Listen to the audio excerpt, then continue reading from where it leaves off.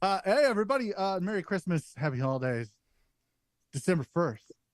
The lights are up, the stockings are hung by the chimney with care, in the hopes that your spouse will bring you some fucking cigars. Welcome to Simply Stogies After Dark. I am one of your hosts. I am James.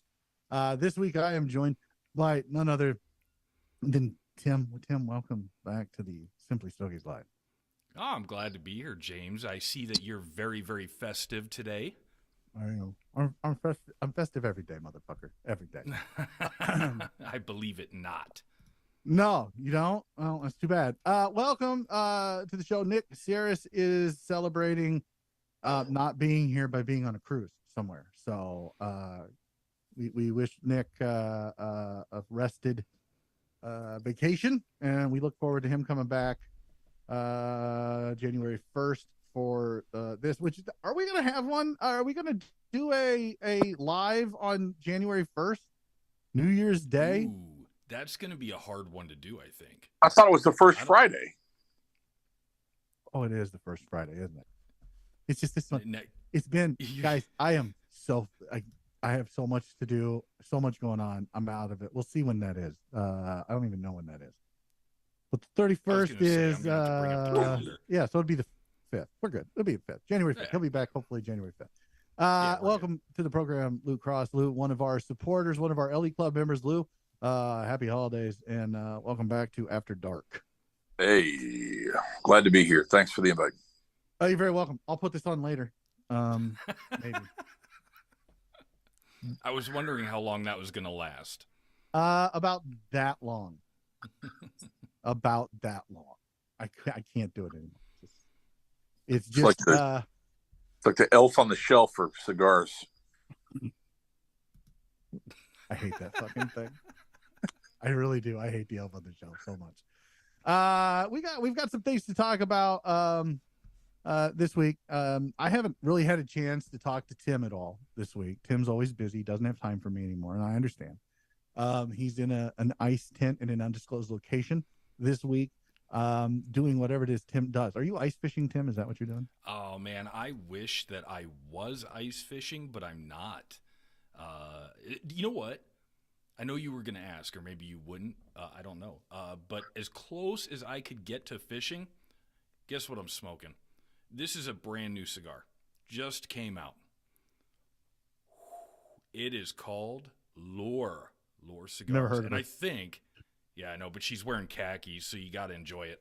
But I think somebody on this call knows a little bit about this cigar. Just a wee bit. So Just a wee bit. So just a wee bit. We're gonna get to that. So I'm glad you're smoking the Lure. I'm all out. I'm waiting on a retailer to ship mine. Well, they already shipped it, but it's taking forever to get here. 'Tis the season. Yeah, I'm not upset. I think mine is. It is My what it is. shipment's supposed to come in tomorrow, I think. Yeah. I think mine is too. Yeah, I think they got it out a day late and $1 short, but neither here nor there. But we're looking forward to talking about the Lure. That is the new cigar brand from our friend Luke Cross. But you can find out a little more about the Lure, if you will, and Valakari and Tabacalera pages by listening to the new podcast that came out today, episode 116 with Nimmer from Valakari Cigars. Great conversation. It was a very long podcast, hour and 41 minutes. All said wow. done. Yeah. It was pretty long. So, but I did get some feedback today from some of our LE Club members, and yeah, it was they seem to enjoy the episode. So we'll talk about that. There are a ton of other things that we've got going on. We've got the cigar of the year, the top 10. Oh yeah. List that'll be coming out later this month, at the end of the month, over the Christmas holiday. It will be there. We'll have it on the website. So we want to talk about that, about the criteria that goes into it, and maybe give you, everyone already knows what the number one cigar of the year is because I spoiled the fuck out of it in July. Yeah, you did. Well, nothing came along that was better. Yeah, well, I remember you were like, I freaking hate lists, but we're going to do one. And by the way, here's cigar number one. And I was like, what's the point of doing a list if you're just going to go ahead and announce what your number one is, but whatever. Whatever. I don't care. That's how much I hate lists. Thanks for asking, Tim. I'm smoking the Davidoff Year of the Rabbit. It is the holiday season. This has been sitting in the humidor now for about a year. The Rabbit was last year, right? Right? Yeah. Yep. Yeah.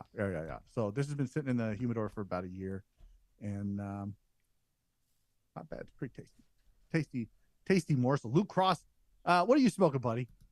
I am smoking a Habano, possible candidate for a second release, second line from Lure. I had to get a couple of unbanded jobs here, but I do have a Lure to smoke from the Corojo later. But I wanted to get a fresh palate. I went to the gym and came home, grabbed the stick, and it's smoking pretty well right now. Just tapped it. Yeah, that's good. So we're gonna you know what? That's a good sec. Let's just go into it. What, Lou? You started this cigar company. So I guess technically you're the first guest for After Dark. Welcome to the program. And I don't want to spoil anything because you've done a soft launch. You did a soft launch earlier last month in November, and your hard launch. They call it a hard launch. That's launch. The official launch will be in January. So talk about how the Lure brand came to be. Just a little bit, like just give us a little taste, because it's not the easiest and most simplified process on the planet, is it? No, I've been an enthusiast for decades, enjoying cigars, and always hear stories about wanting to do your own cigar and, what was involved. And I have a friend of mine, Nimmer, you mentioned earlier, who is basically a guy that just said, I'm going to do this, and went whole hog and hit speed bumps and tree stumps and duck and cover along the way, and got to the point where he's really developed his brand. And I've watched it go from an idea of a guy that worked in a cigar shop to a guy that has a cigar brand that is really growing and going really well. And so, having been witness to that, I kind of was like, just how hard can it be? And it was a little bit of naivete and a little bit of, confidence, knowing that I had somebody else that had already paved that way to go forward. I went and approached him to say, look, what would be involved to get a cigar made? And the impetus for it versus, just being curious about making your own cigar was, I always enjoyed cigars with my dad. And my dad passed away this last summer in the end of June, but he turned 90 at the beginning of the month in June.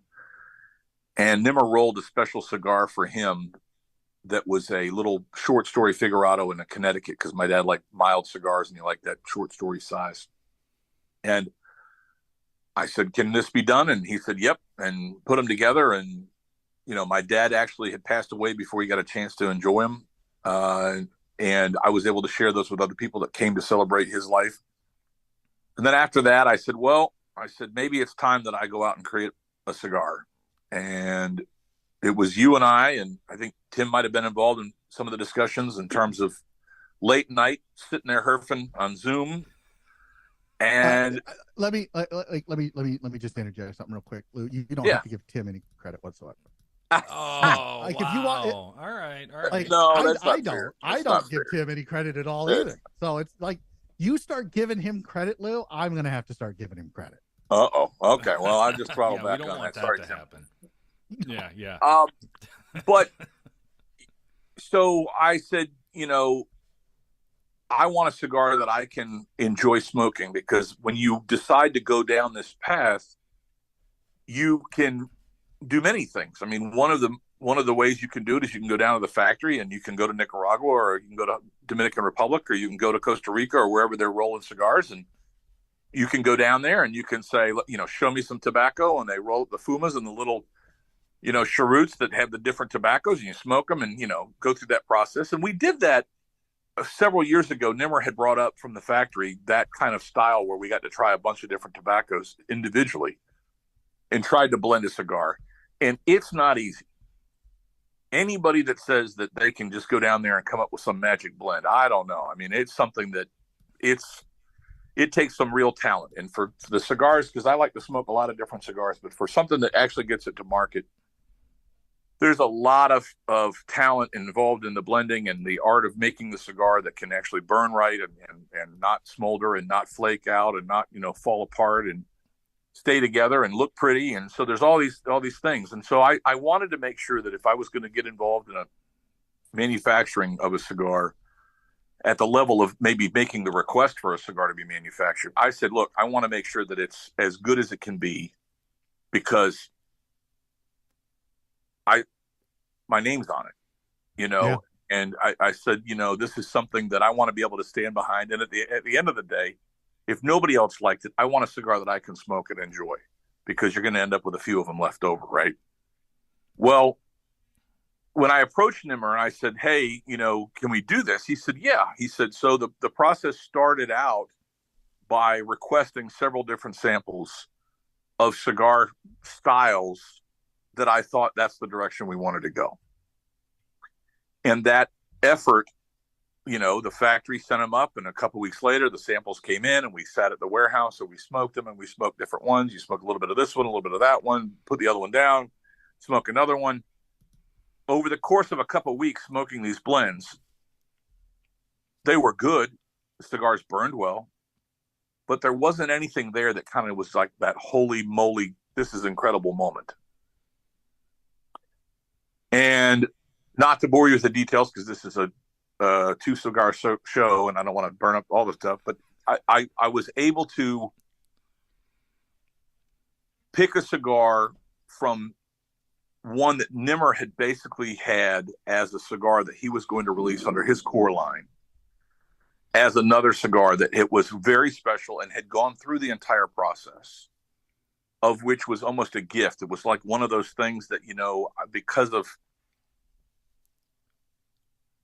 thinking about my dad and coming up with a cigar that would honor his legacy, his memory, and also be something that would be high quality, Nimmer was very generous by saying, hey, can you want to try this cigar? You've smoked it before, because we get to smoke a lot of samples for his brand Valakari.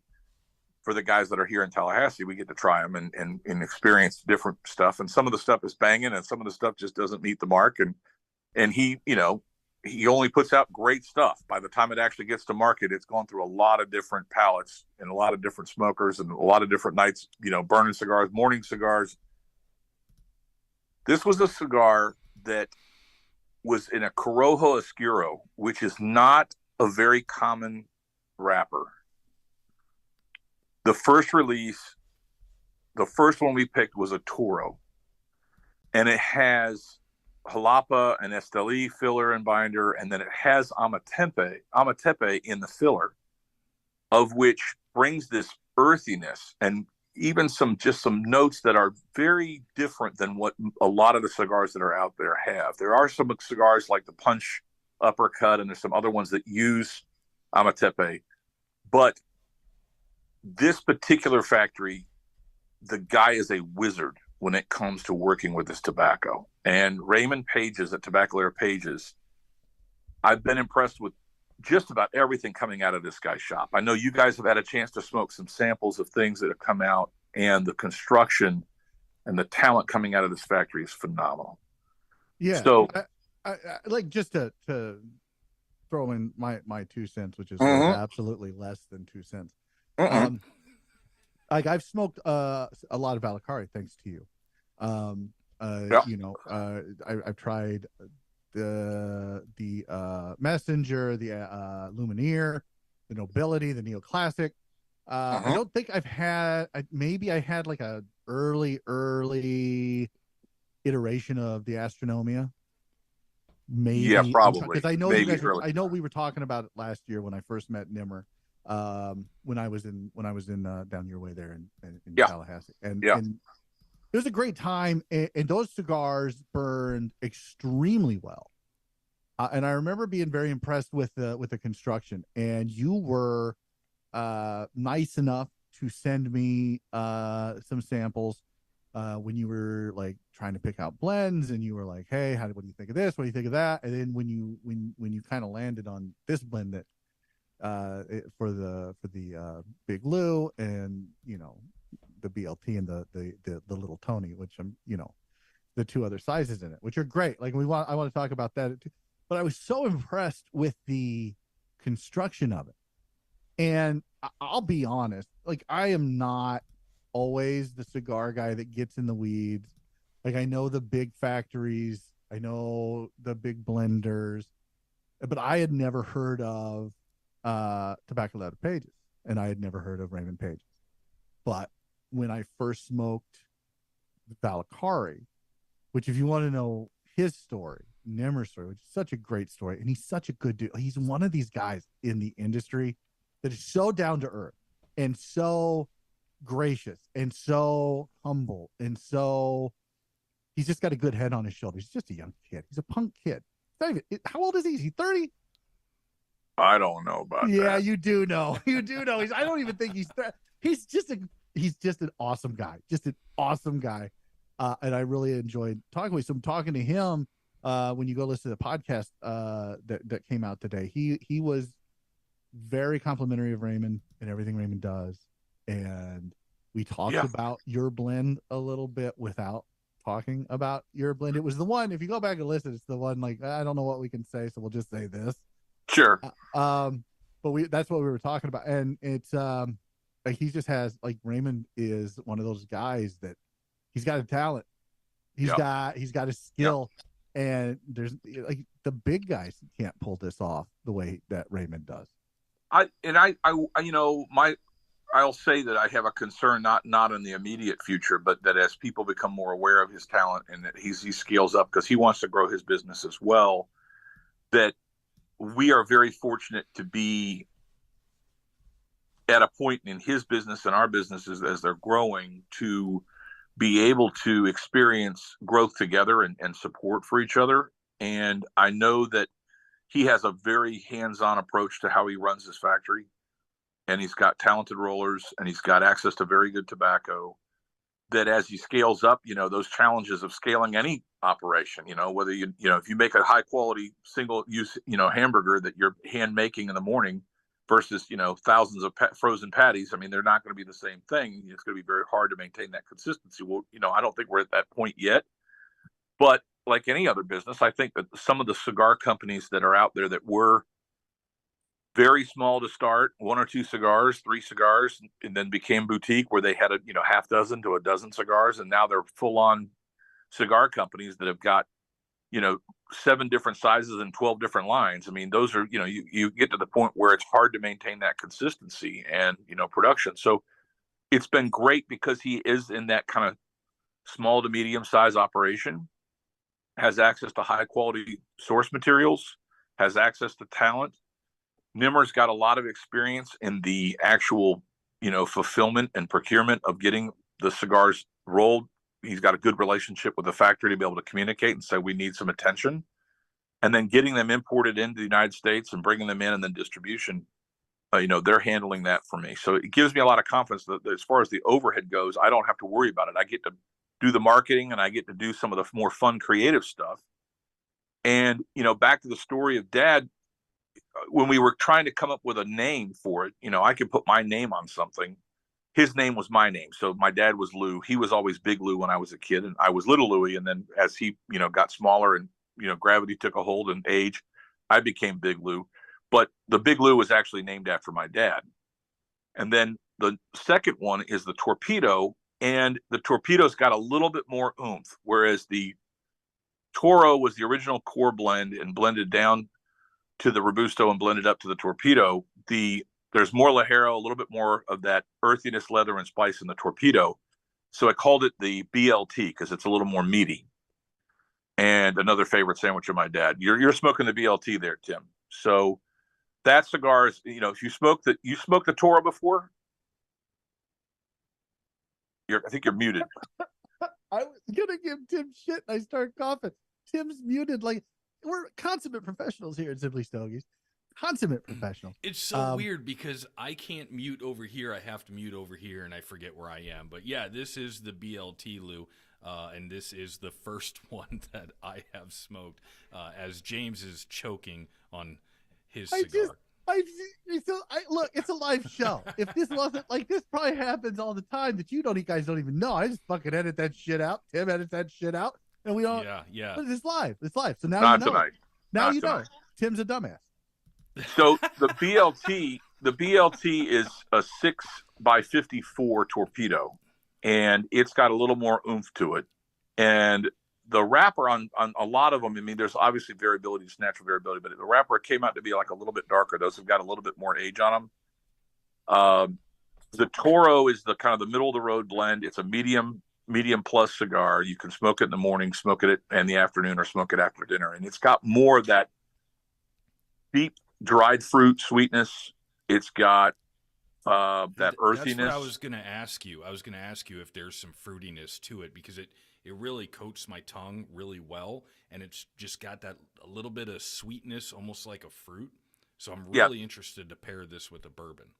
Yes, I think that's, and so a lot of the guys I smoke with in my local Capital City Cigar Club group, C4 we call it, the guys from C4, a lot of them are big bourbon guys. And so, getting something in that brown spirit, I'm sure that the torpedo actually might even pair well with a scotch, a little bit drier, a little bit more, something else. But whereas, or like even a Glenmorangie type of like the Quinta Ruban that's got that ruby cask, something that's finished in a sherry or ruby cask type, something like that would go well with it.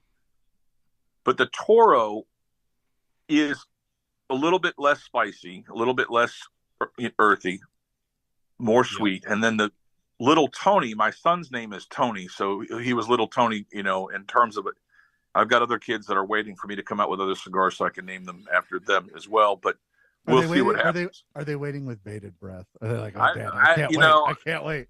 I think there's a little, I don't know. I mean, they kind of like, when I hit the Little Tony, they're like, well, what about us? And I'm like, well, give me some time. I gotta sell some cigars. But the Little Tony. See, I would have been like, I'm just going to name all my cigars the Little Wallet Drainers. That's it. So I'm going to it's named after each and every one of you little shits that I had to put a roof over your head for 18 years. You ate my food. You drained my gas. Is that what you want? Because I do that. No, they're great kids, and so Tony actually is 6'5".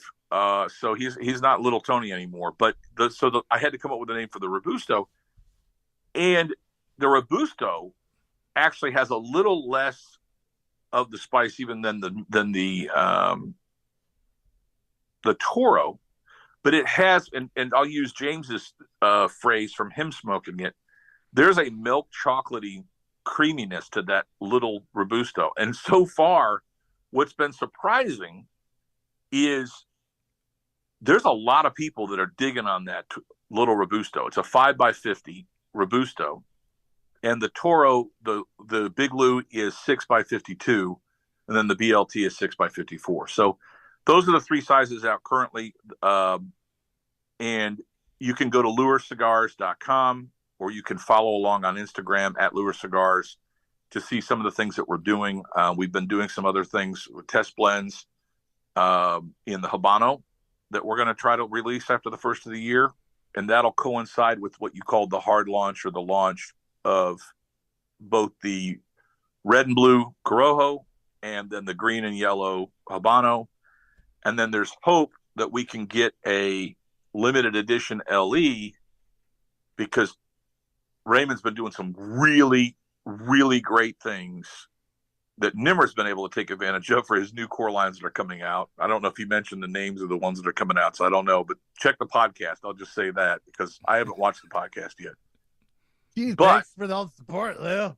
Yeah, well, I mean, look, I had to work. I had to work today, so I smoke cigars at night. I think about cigars, all the time, but I haven't had a chance. And then we're jumping on this thing tonight. But so the broadleaf that he has access to is some pretty amazing leaf. And actually, I think that Lucas at Oxford posted on the Discord tonight that he was smoking one of the LE samples. And so you can go over to the Oxford Discord and see that. I'm curious as to what, because not many people have smoked that cigar yet. So that's something that's out there. It's pretty dark and bold. That's the broadleaf, Toro. Did I get to smoke that? Did you send me? I think you. I don't remember. It doesn't matter. I don't remember. Here's what you need to remember, guys. Like, so there's a couple things. First is go to oxfordcigarcompany.com. You can order the Lou right now. He's got them in stock. The big Lou, the little Tony, and the BLT. You can go get just them. Restocked. There's a 3-pack sampler if you don't want to buy a whole bundle. But look, I like, if you trust my palate, which I don't know why you would, but you should in this case. Like, fucking go get some of these. oxfordcigarcompany.com. We're on YouTube and Facebook, so if you're watching, leave a comment. Let me know if you went out to get those. But Oxford is the exclusive online retailer right now for the Lure brand, and so if they're in a couple shops in Georgia and a couple in and around where you're from, Alabama and Florida. Yep. So look, like, that's where you need to go do it. Alabama, Florida.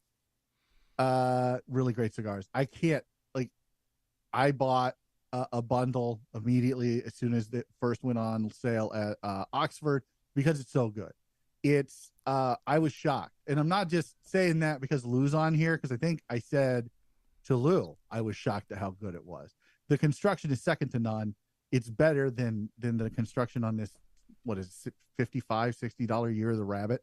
If you look, you could see I don't know how well that's shown up on camera, but regardless, it is it's not a compact ash. It's not terrible, but they're like, it's the most compact ash I've ever had. It is a razor sharp burn line every time. Raymond at Tobacco Layer Pages does a great job. Him and his rollers, it's blended to perfection. It's if you want the sweetness, get the little Tony.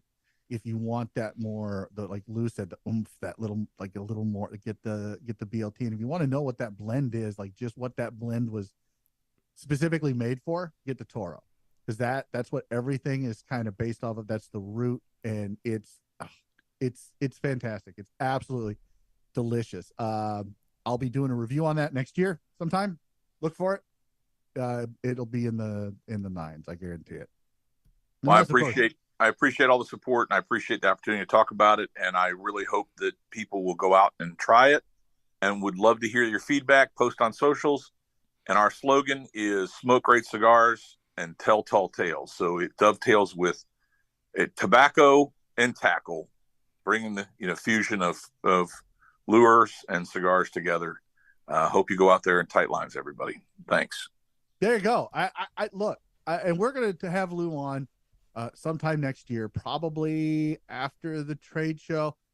He gets a few more releases under his belt, and he kind of, like, he's settling into it right now. It's a transition. It's fun. It's fun. It is fun. I mean, it's one of the things that we've had great response. We've already had reorders. It was something that we were kind of hoping to be able to be in a position to,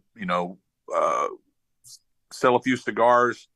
And we're already at a point where, we've got retailers that are selling out, and people are really going out there and supporting the brand. Go support the retailers that are listed on our website. And I appreciate it. And it's exciting. It's just something where, when you make something, I don't care if you're a chef or you're an artist, and you see people going out there and they enjoy a meal. That's what it's about. It's about sharing your passion and sharing your creative things, and people out appreciate it. That makes it all worth it. So really, really, really exciting. Yeah, it is. And it's one of those things. I think you and I were talking last night, Lou, a little bit about it's one thing, because look, we all do it. We go into a lounge and there's a new brand in the lounge, and we light it up and we smoke it, and we all sit there, and I will say 98% of folks in a cigar lounge at any given time sitting there, and they go, well, I could do this. I could blend. I could start my own cigar company. I could do this. I could do that. We all do it. But very few do it. And those that do it, even fewer of those can make it work. And so it's a testament to you that you guys are already on you've sold out, you're doing reorders. You've got a Habano in the works. You've got an LE in the works. You've got a broadleaf in the works. You got a lot of things in the works. And you've literally been open for a month. So congratulations to you, Lou. Thank you very much. Everything done. The marketing is spot on. I love the name. I love everything about it. And if I wish your dad was around to see it, because I think he'd be. I know he was proud of you and everything you've accomplished in your life. You've got a beautiful family. You've got a great career. But this, like, he would have been like, my boy. Well, I appreciate saying that. My buddy Steven, who owns the shops in Alabama, that he has got the Humidor of Dothan, Fine Cigars of Dothan, and Bull Weevil Fine Cigars, which is a new shop in Enterprise.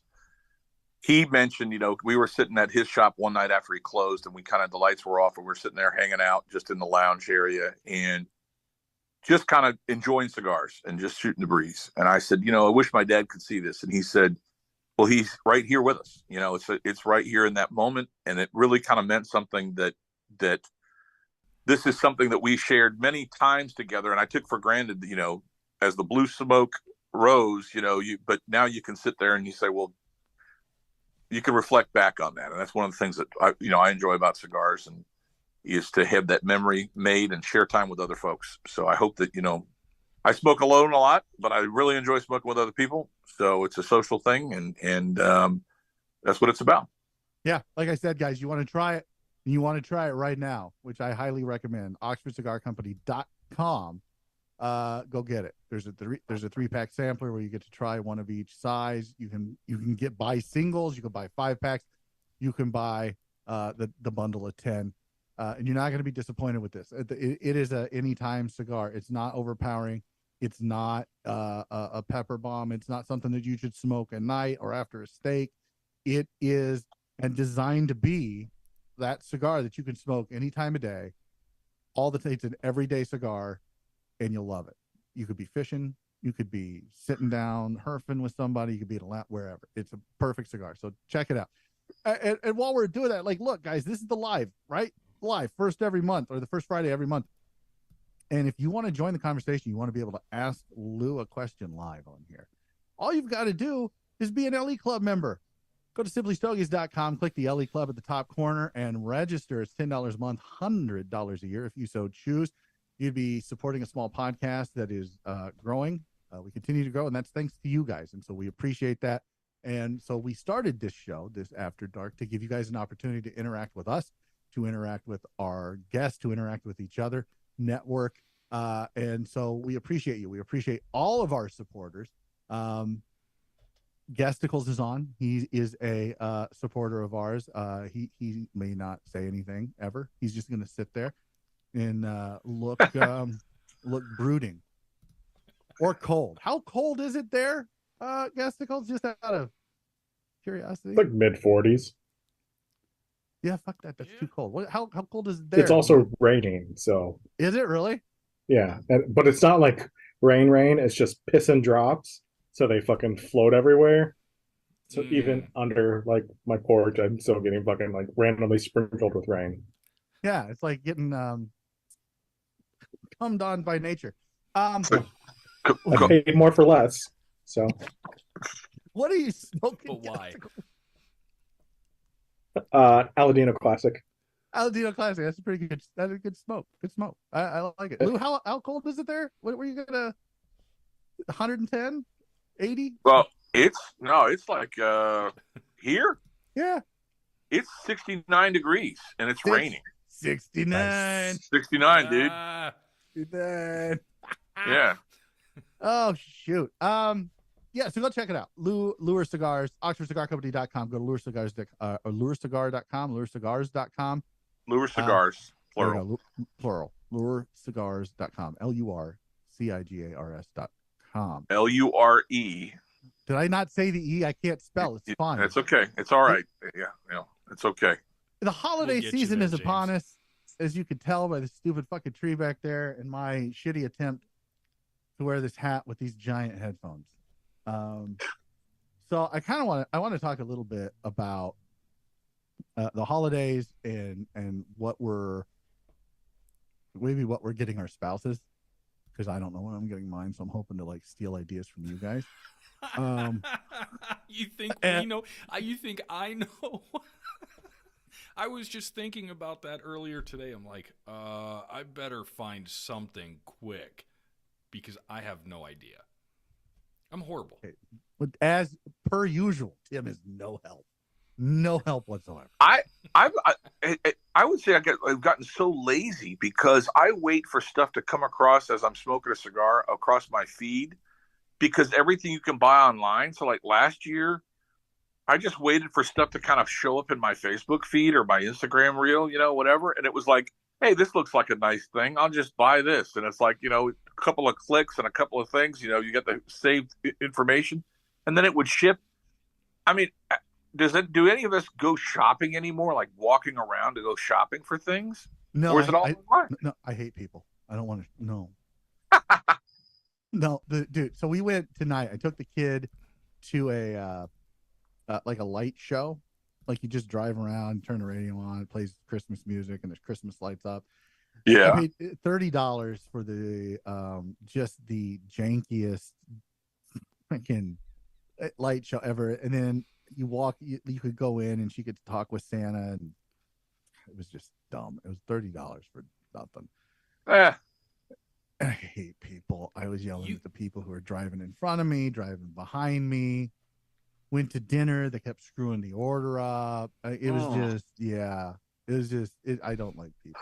Ho. Yeah, I'm kind of like careful, Lou. Yeah. I did order 2 or 3 things. I think some jewelry and some sneakers or something like that for my wife. And I waited almost a week and a half, and I opened up the box and it was all cigars. So there's something going on out there. With that happens to me too, man. Yeah. It's weird. I need to stop it. I ordered her a very expensive diamond encrusted bracelet, and what I got instead was a box of Davidoff Year of the Dragon. It was weird. I don't know what's going on with the Postal Service, but they need to fix no return that. policy. No return policy either. No. So terrible. She was like, well, I guess I don't get anything for Christmas, but you can smoke these Davidoff. I haven't figured out what I'm going to get her. I don't know if you guys have ideas out there. Post it on Facebook. Post it here on YouTube. Tim's watching the YouTube stream, so if you post something there, and I am watching the Facebook stream, so let us know. Give us some gift ideas for our wives, because I have no idea. Like, Gasticles, are you getting your wife anything, or your girlfriend anything, or your boyfriend anything? I don't judge, whatever. I'm going with the classic of slippers and a dildo, and if she doesn't like the slippers, she can go fuck herself. I knew where that was going as soon as he said dildo. Good God. Welcome to Simply Stogies After Dark. That's why it's called After Dark, kids, because it's not a kid-friendly show. If your kids are watching this, I have to make sure that I put adults only on this thing. You're welcome. Because he said dildo? No, because you said go fuck yourself. Oh, well, I mean, I don't. Oh, well, it won't be the first time we get banned from YouTube. We got banned before? Well, close. We got a bunch of stuff like taken off. Yeah, but they didn't give us they didn't give us a strike. They gave us a warning for all that stuff, and that's because we were using some coupon code when we shouldn't have. Which, I can't tell you what that coupon code is, but if you email me, I'll let you know what it is. Or you could always watch. Or there might be a ticker. I don't know. I'm not in charge of that because I don't know how technology works. I just know it works, and then I'm very happy that you guys get to see me, hear me, and whatnot, as it appears that somebody is furiously working on the ticker. How could you tell? How could you tell? I don't know. Wait a second. We're waiting for it to load. Yeah. So let's talk quickly. I want to talk about the criteria that we have for the Cigar of the Year. And that's how we'll finish up this first hour of After Dark. We'll spend the next 20 minutes talking about cigar list, top 10s of the year, like whatever. Everybody already knows what my cigar of the year is. I've said it enough. I'm not going to say it again. If you're not sure, you can go back and listen to it, or you can just wait until later this month when that gets released, I believe on the 31st. But we've got 11 cigars. We have a top 10 list, and we have one honorable mention. And here it was the criteria for these. The criteria was we had to have done a review on it. So some of these you'll see a review here coming out shortly. It's just the way it worked. And then you'll also see that some of the cigars, the criteria was, we've smoked a lot of them this year. So, for example, our honorable mention, I personally have gone through 3 bundles of these. There's one on the list that I've gone through 3 boxes of. And the bundles are bundles of 20. So that's 60 cigars in a year that I smoked because it was that good.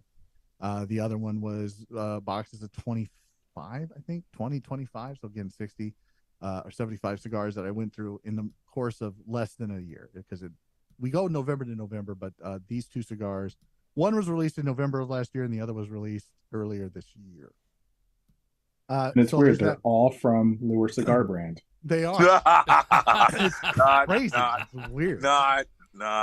And what's great about this one, guys, what's great about this inaugural top 10 list that we have, we don't have sponsors from the industry. So these are what we all think are some of the best cigars that we've smoked this year. They will have to be at 8.9 or higher on our list of what we've reviewed. And then we kind of all get together, we talk about it, and we go over that criteria as far as what the cigar scored, what each person thinks about it individually, and then how many we've smoked. And if it reaches all of that, if it ticks those boxes, it goes on the list. And we're not beholden to any advertisers. We're not beholden to any sponsors. This is a independent list, as independent as it can be. Now, knowing what's on the list, there is some boutique and there's some mainstream. So I'm really excited about it. I am not a list guy. As you guys know, if you followed us for any amount of time, you know that I've always said we'll never do a list. But something changed this year. I don't know what it is. We've grown quite a bit. We're doing the YouTube thing. We're doing the lives. We've got the after show. We've brought Nick Cirrus on board. And we've grown. Our audience has grown. And I just kind of feel like it's time. And I know it still looks like Tim is furiously working on getting a ticker up, but I want to ask Tim real quick. What were your initial reactions, Tim, when I was like, maybe we should do a top 10 list? Oh, I did not think that you were going to do it. I really didn't. You've told me several times we're not going to do it. I was like, all right, cool. One less thing I have to worry about. One less thing to F with. But here you are. We're doing a top 10 list. Tim just is Thank like, you. Why do I have to do more work? Like, fuck you. So the thing that changed was Tim got complacent. Is that what I'm hearing? Mm-hmm. That's a very astute observation. Gastigold, I don't. How do I eject somebody? I don't know if you can. I'm not sure if you can.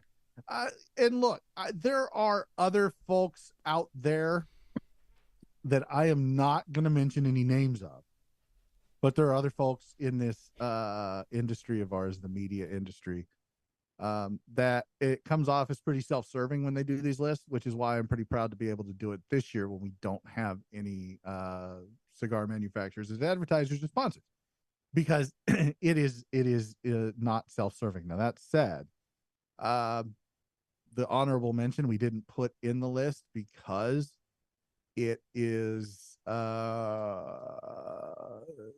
associated with the show.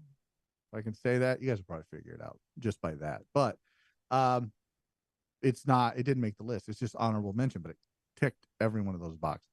So yeah. Lou, what is your personal opinion now that you are a cigar manufacturer? What is your opinion on these top 10 lists, top 25 lists that come out every year from all of us in and around cigar media? I like them. I mean, I'm a consumer. I like to try new things. I mean, I like a variety. There's several core brands that I like that I smoke on the regular. I smoke Tatuaje, I smoke Dunbarton, I smoke Foundation, I smoke Warped. I like a lot of different cigar variations out there. And so the top 10, I've got a background in marketing from, just at least a sympathetic background in marketing. And I respect the fact that a lot of them have to nod to the people who advertise with them, or that, what they do. I get it. But at the same time, how else are you going to find out if you don't follow what people in the industry and the media and the people like that do websites and blogs and podcasts and things? I, take it with a grain of salt, but at least it exposes me to new brands. I mean, from a consumer standpoint, there's a lot of those top 10 lists that feature cigars that I never would have tried had I not had somebody's opinion about it. I'm not saying I agree with it, and I'll go, maybe give it a shot based on it, but it gives it some perspective. And I'll tell you this, if you sit there and aggregate 5, 6, 10 top 10 lists, and a cigar routinely shows up on those lists, I think that there's a worthy cigar that's worth going out, finding, and trying the cigar. And, I respect your palate. I respect other people's palates that put the energy and effort into it. And if you tell me, hey, this cigar is good, I'm going to go out and try it. If it's something where it's a cigar aficionado, and look, there were many years when I didn't have a group of people that gave an opinion, and I didn't know any different when I was first getting into cigars. I would look at the top 10 and say, okay, well, this is a list of cigars that I should try. Now, did I go out and try them, and did I agree that the cigar of the year was the cigar of the year, or the number 5 was the number 5 cigar out of all the cigars that were produced? Maybe not. But at least it gave exposure to lines and brands that I had not tried before. So I think they have their purpose. I mean, you have to take it as this is a very subjective process in what makes a cigar good. And I've smoked $1.50 cigars, and I've smoked $150 cigars. And, price does not always equate to quality or to experience. A lot of it has to do with where you're smoking them, what you're smoking with it, what you pair it with, who you're sharing the time with. So there's a lot that goes into it. And maybe if you're really a cigar nerd like we are, you find out what those criteria are that go into a rating. And, not everybody uses the same scale. Not everybody uses the same criteria. So you kind of have to kind of drill down and find out what it's about. That's what I think. Yeah. Yeah. You're not wrong. I can't tell you the last time I tried anybody's top 10, top 25 list where I was like, man, they really nailed that top 10 list. I think a few years ago there was a My Father that was number 1 on the CA list. I think we tried that. No, well, I tried the EP Carrillo. Oh, yeah. That was it. Yeah, And the Majestic, which is a great cigar. I mean, it's a good cigar. I mean, I do enjoy it, but is it the number 1 cigar of the year? No, not that year. Alec Bradley Prensado? Yeah, no. Go ahead, Gasticles. Did they have the pledge too, like the next year or something like that? Yeah, they had 2 in a row. There was a pledge the next year, and the Majestic the year before. And they're, again, both good cigars in their own right. I just didn't feel like they were number 1. And that, I think the impetus for me to start this was last year's Cigar Aficionado. One of the criteria that I didn't bring up was that it had to be released in the last year, and we go November to November. That it gives us a month to kind of get everything set and finish up any reviews that aren't done of cigars that we think might make the list, and get those reviews out on our website. And it gives us that it was released this year.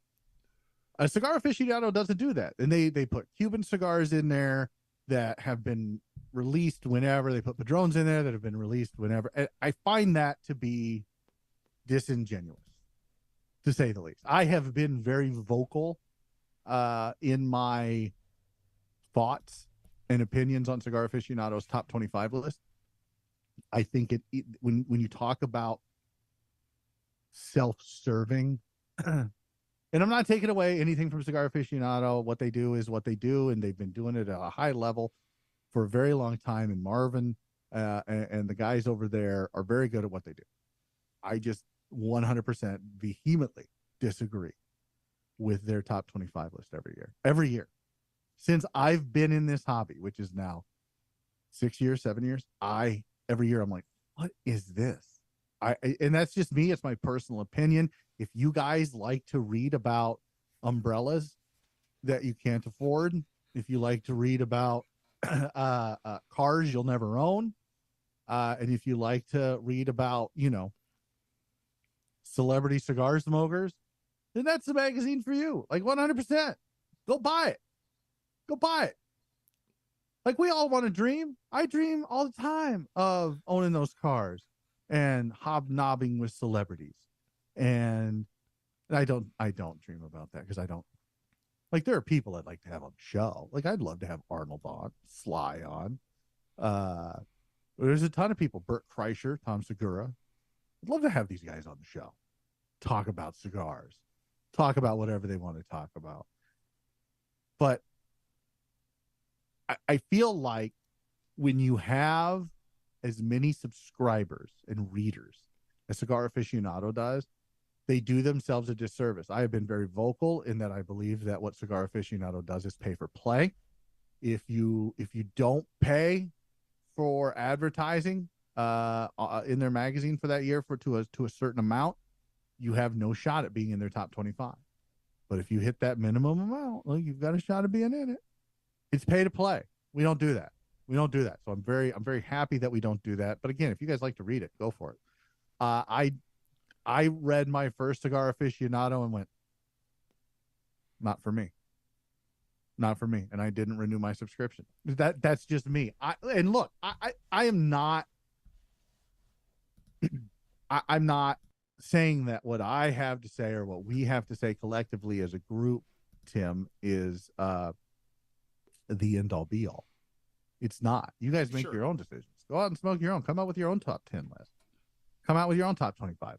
It doesn't bother me. If you don't like what we put out as a top 20, like tell us that top 10 list is shit. And here's why it's shit. Because James has a shit palate. Well, it's I'm all okay subjective. With that. It is very subjective, 100%. But we don't do pay to play, and we're not self-serving as some of the other folks that I've seen come out with their lists already. I respect. I go to my local cigar shops, and the tobacconists and the people that put the energy and effort to curate a humidor and make a place where you can go and buy cigars in person. Because you can buy online, and I buy a lot of cigars online myself because there's stuff that they just don't carry or don't have access to, or they're hard to find and they sell out.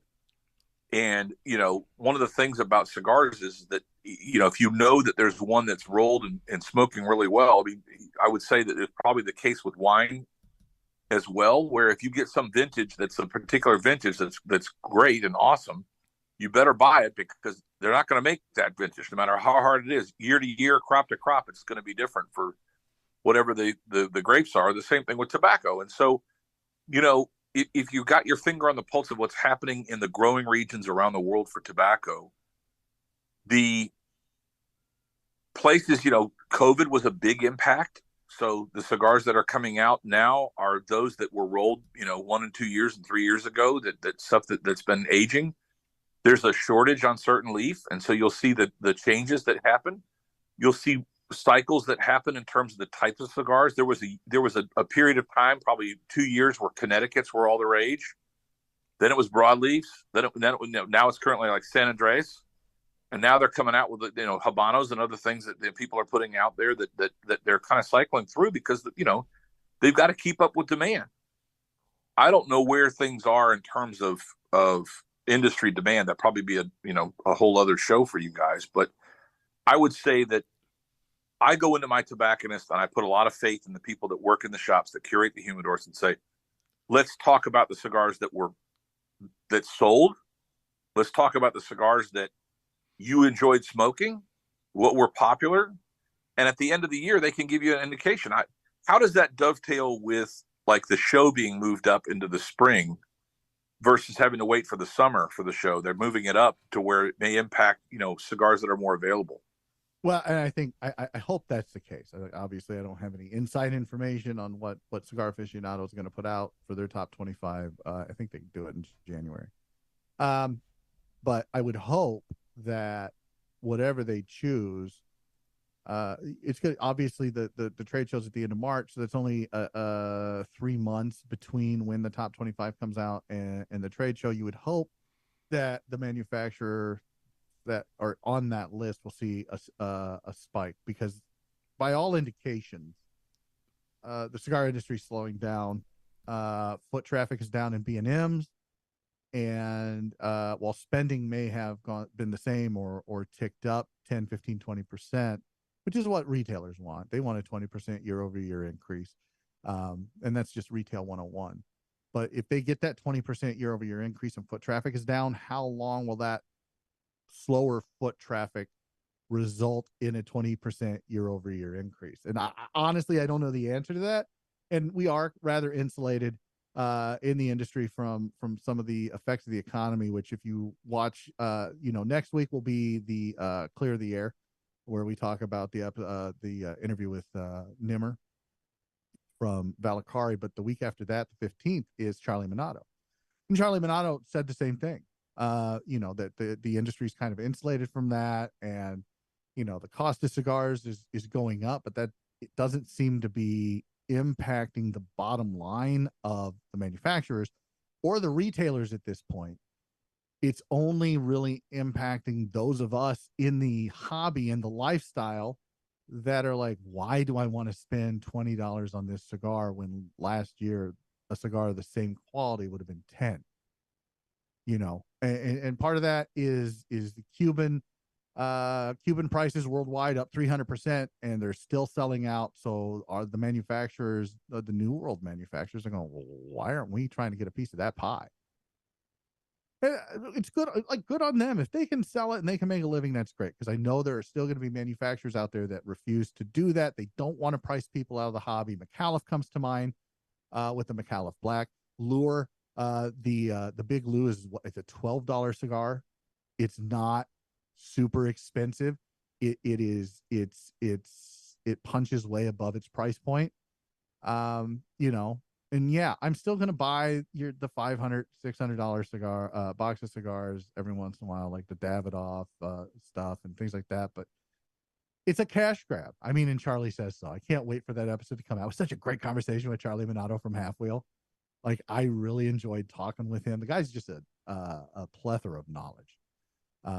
So look forward to that. And then, of course, on the 22nd of December, we'll have the after show where we talk about Charlie Behind His Back and then put it out there for everybody to see, which I think Tim, did we already recorded that? Time travel's hard.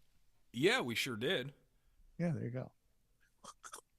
January 1st, we've got a very special episode coming out January 1st on New Year's Day. That I hope you all will enjoy. If you follow us on Facebook, or not Facebook, YouTube, and you watch the show on YouTube, which you should follow us on Facebook or not, I don't care. If you follow us on YouTube, it's a very special episode. I don't want to spoil it. I think I might want to leave it a surprise until it comes out, but we're somewhere very special. At least one of us is, and so it's not me, it's Nick.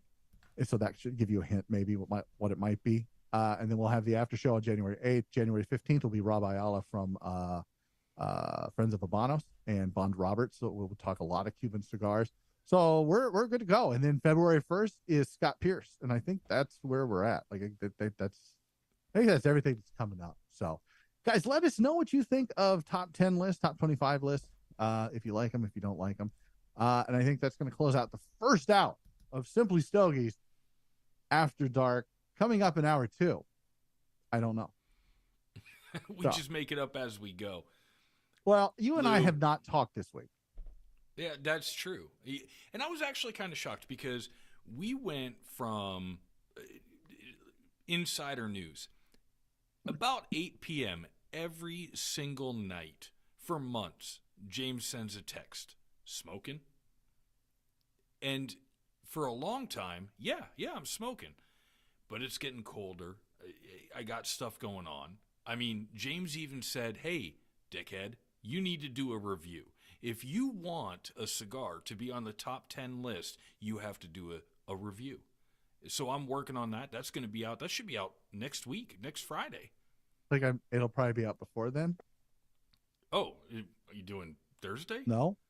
Yeah. So I'd like to. So I think the goal is to try to get all these reviews done by next week, so that. Oh, that's right. That's right. Yeah. Because we're going to start the countdown on the 20th, on December 20th. So, because that's 11 days. 20. Yeah, it's 11 days. Yeah. Don't do math. Don't do it. It's fucking hard. It's hard. So yeah, like we should see a couple more reviews next week come out, and if you're watching this, then you'll know. Oh, this might be on that top 10 list they're going to put out. It just might. I don't know. Just might not. What were you going to say about the lure? Effing phenomenal. Like, I love this BLT. Like, I'm going to use a coupon code and go get some right now. Just saying.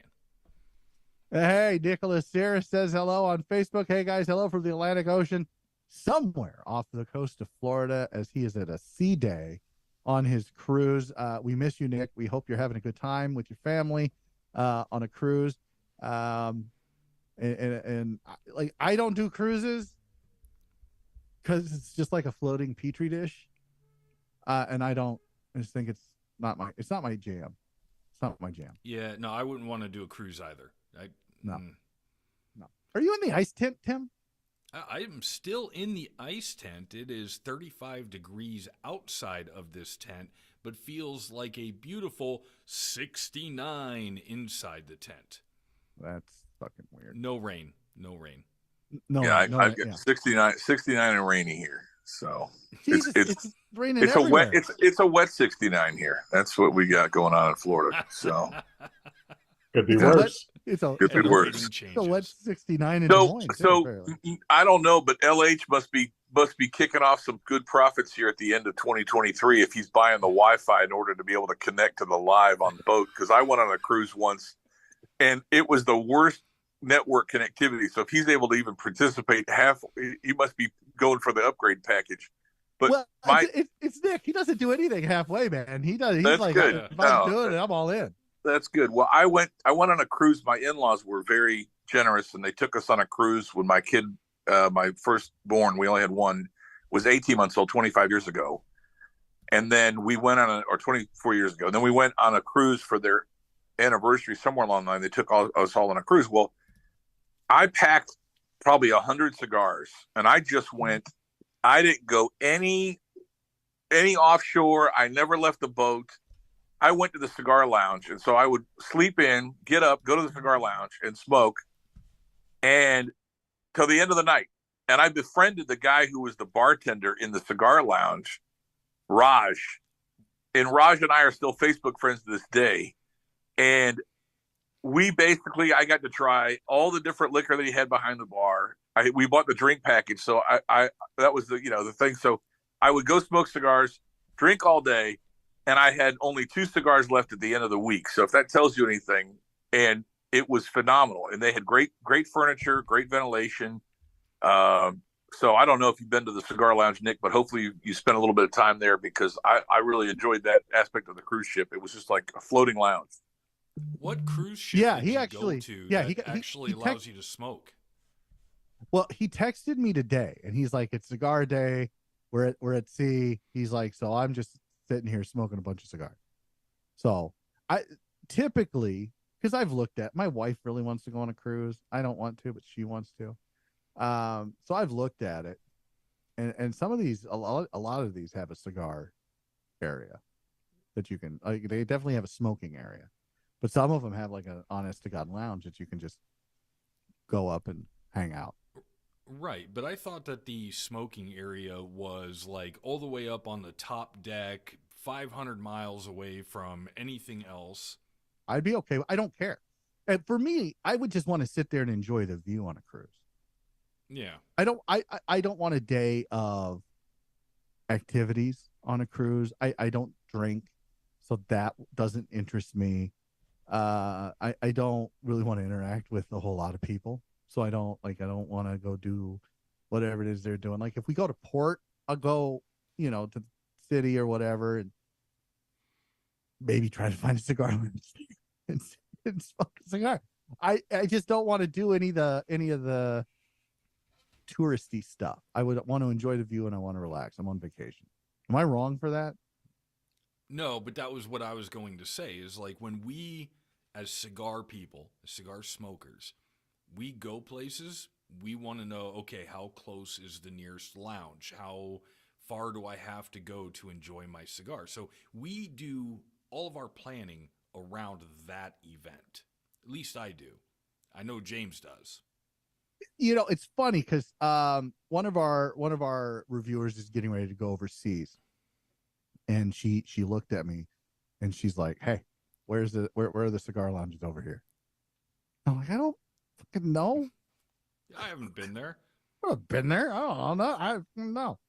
But she was doing research into it, and like one of the cities that she's going to be visiting is pretty hardcore when it comes to like just no smoking in the city whatsoever. And the other ones that she's visiting in the same country are just like, yeah, whatever. Smoke wherever. Not going to the Doesn't place matter. that you can't smoke. Not going. Yeah, I would not go to that city. I don't care what's in that city. I don't care. I would rather just find a lounge or, Nick he was in Greece for a while earlier this year. And he was telling me that he would just go order a Diet Coke and sit there for hours and they didn't care. It's a different thing. Here in America, you go to a restaurant, right? Number one, you can't smoke outside in the restaurant. You can't smoke in the restaurant, obviously, but you can't smoke outside either in most restaurants. And they want you out. They want you to get your order and get the hell out so they can turn it over and make more money off somebody else coming in. Yep. In Greece, they didn't. Nick's like, it's totally the opposite. They don't care. He's like, I order a Diet Coke. They come back. I, get another Diet Coke or whatever. I can sit there all day. I can smoke cigars. They don't give a shit. It's just a different way of life. And, there's something to be said about that. Like when I retire, that's what I want. I want to be able to just go somewhere, sit down, not be bothered, and smoke cigars all day. So I won't be able to go to like an old folks home, because most of those are smoke-free campuses. Like, fuck that. I'm going to start my own old folks home when I'm old so that everybody can smoke. Like, just smoke. I can hang out with cigar smokers all day long. Boy, that would be ideal. I can speak from experience in that realm that that's not the case, but I would say that would be criteria number one. I'll do with less. I'll eat hot dogs and cornflakes, ramen. If they allow, I'll give up some other life, creature comforts, if they would allow cigar smoking. I'll go with that. Yeah, just cut the hot dog up, put it in the ramen, put all of that in a blender. I wonder if you could actually do that. No, not blend up a hot dog, but like, could you buy this huge building like a chateau and just make it a retirement home for cigar smokers? Could you do that? Yeah, I think you could. Whether or not you get anybody who would come in to actually, probably not. I mean, all of us are going to be there doing the same thing. It won't be podcasting. Yeah. Telling stories about what we used to do. Remember when we used to do those lives, Tim?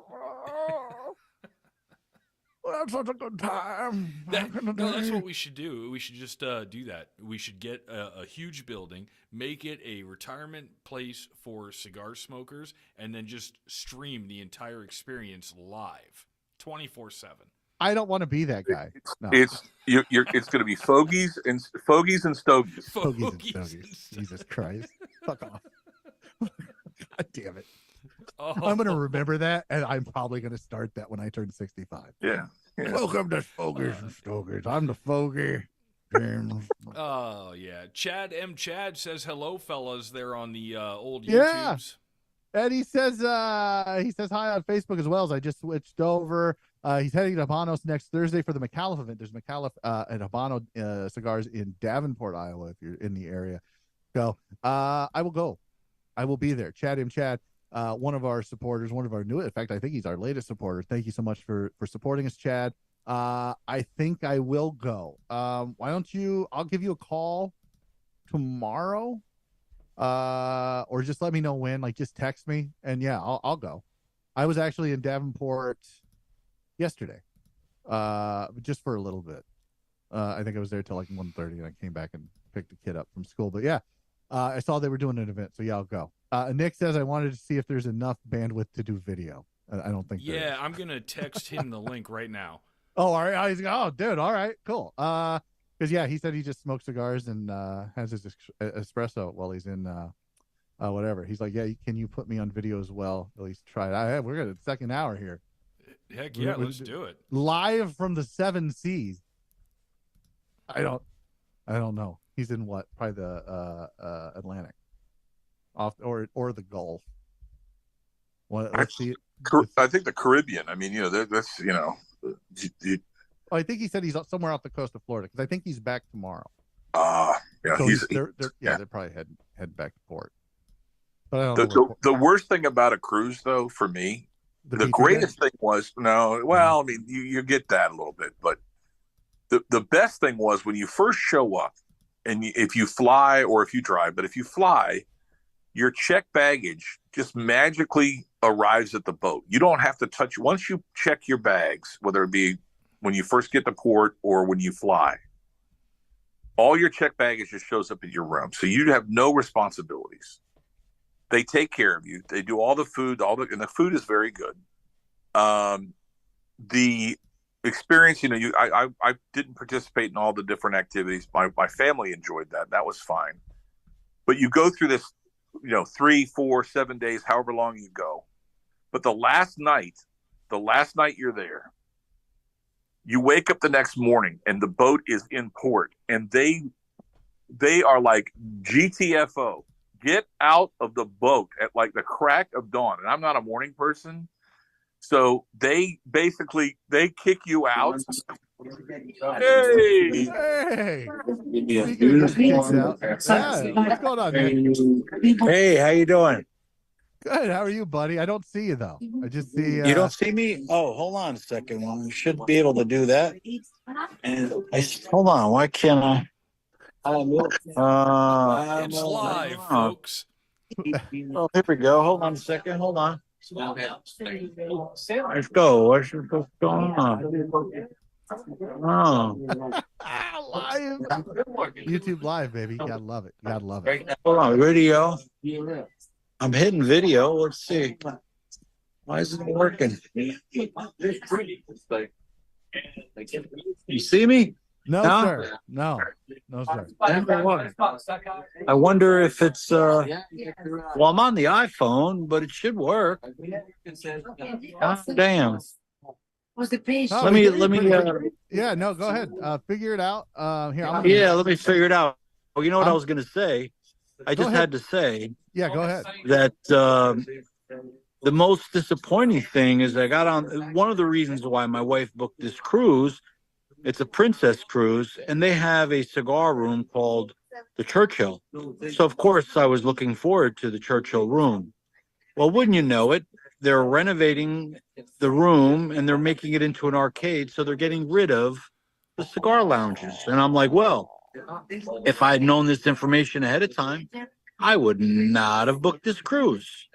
So I was a little bit annoyed, but I am on the back deck.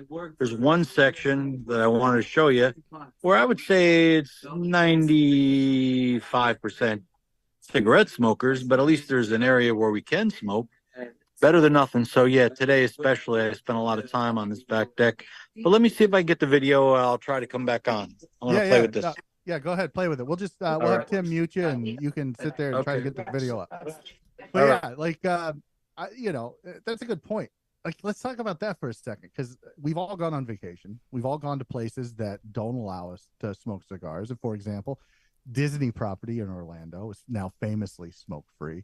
They have one property that has a tiny smoking area on property, and that's Port Orleans. And we were there last year during the hurricane. and I went outside and tried to smoke a cigar during the hurricane. I think I got halfway through the cigar, and I was like, nope, Oh, I not doing remember this. that. Yeah, I yeah. remember that. If you go back on Instagram, there's an Instagram live of me trying to smoke during the hurricane. Nick is back. There he is. There he is. What's up? There Nick? he is. Look at him. He looks relaxed. He looks fresh and relaxed. I look relaxed. You do. Well, No, it does. yeah, I feel I can. Hold on. I was Trying to flip it. feet tall. Here, I guess I can't flip it. I was trying to flip it, but here's what it looks like on the back deck of the cruise ship. No, And, that's not bad. This is one area where everybody kind of sits around. Interesting folks. Like I said, everybody here is cigarette smokers. Gentleman here to my right, he's smoking a cigar, but I don't think anybody else is at the moment. But you guys are live. You guys are live. Don't worry. Hey, live. Don't worry about it. You're all right. They're looking at me. They're like, "What's going on over here?" You know. What are you smoking, Nick? I would say There you Of go. course. The Nick. Look at that. Look at that. Look at the perfect construction. Constantly. Look at that. I you know what? Talking about me. Look at Yeah, that's pretty good. I love the Nick. Now I like the Nikos better, but I do love the Nick. The Nikos Yeah. style. Oh, the Nikos. the Nick is sales wise, the Nick is definitely more popular. But people definitely like the Nikos as well. Yeah, the Nikos is a little different, you know, but I like them both. It looks like you got a little bit of sun, Nick. I did. Yesterday, Turks and Caicos. I think it was the first time I went swimming, like literally swimming, meaning like I wasn't.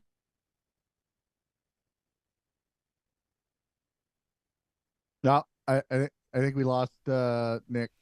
I think we lost. Yeah, him. I think he just hit his bandwidth. Yeah. The, the, Yeah, the, no. the cruise line is like, nope, no more bandwidth for you, sir. Hold on a second. Really? Yeah. Hold on a second. No, you're good. Turn the video off. It'll be Here. You'll be there. Yeah. It's almost like NASA must have felt when they first dealt with the moon astronauts. Yeah. So, can you hear me still? Yes, sir. We can hear Oh you. yeah, yep.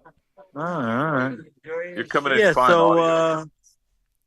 yeah, I'm surprised they. I don't know what system they have here, but you know, there's only You're going to be the only guy. 500 people. You're going to be the only guy in Jersey with a tan in the month of December. Yeah, well, I don't plan on spending that much time in New Jersey in the winter. No, That's my goal anyway. what's the no, goal? no. Do you want to? Can you share it with us where you're going to be?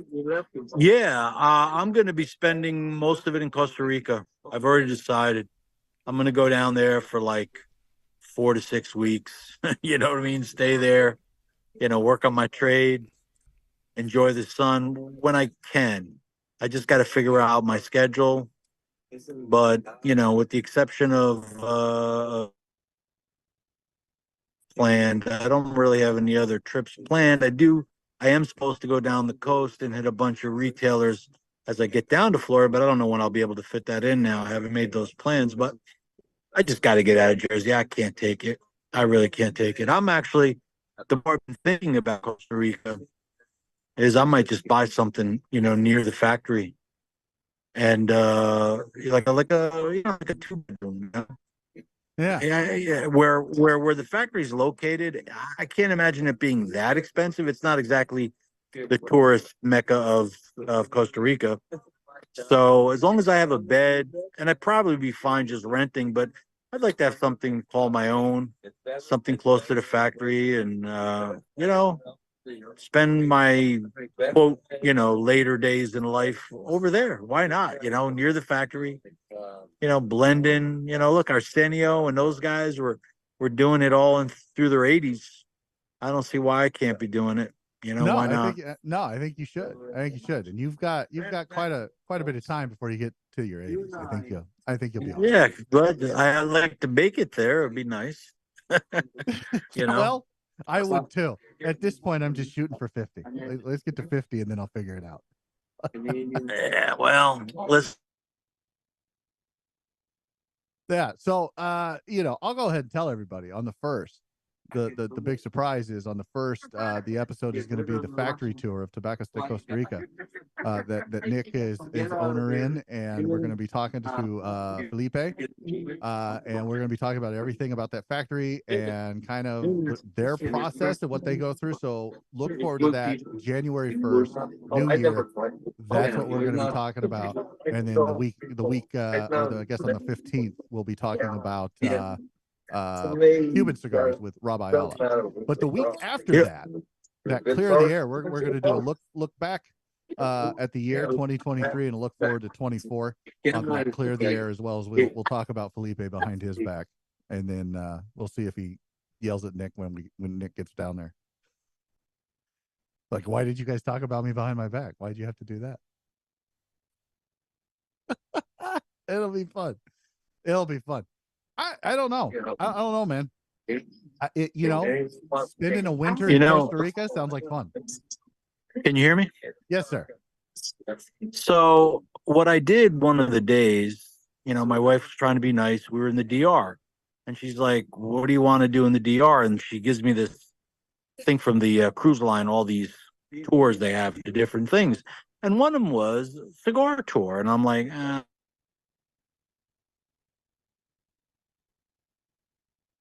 Did we lose him? No, there he is. He's back. Yeah. So we went to the La Aurora factory, and I got to say, they have a really nice facility. I mean, it's a cross between like General Cigars place and. Can you hear me? I don't know if you guys can hear me. Can you? Yep. Oh, you can. Yeah. So they have this tour room that is so polished, so nice, because they do these tours. They charge $80 a person to go through this tour, and they have these dioramas and these little like setups. And I took a lot of pictures because I thought it was fascinating. It'd be nice to have something like that where they would just bring people through, and it kind of shows them the whole process. It's kind of set up like almost like a museum looking thing. You see all the different things, and then they bring you on the floor, and they had 120 rollers. That it's a pretty big rolling room there. They didn't really show you much, but it was nice to see it. And so that was my day in the DR.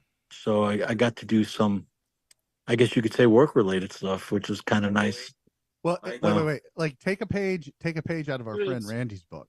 If you've done any work on this trip, it's now a work trip, and you can write it all off. Dude, it was an all work trip, if you want to look at it that way then, because one of the stops was PR. And I have 3 different shops in Puerto Rico. I mean, that's more than I have in most states, and in an island off the coast. And it was great visit lounge, and they were open at 5, so I couldn't even visit them. They were like, "Oh, stop it." I'm like, "Nah, we got to get back to the boat by 5."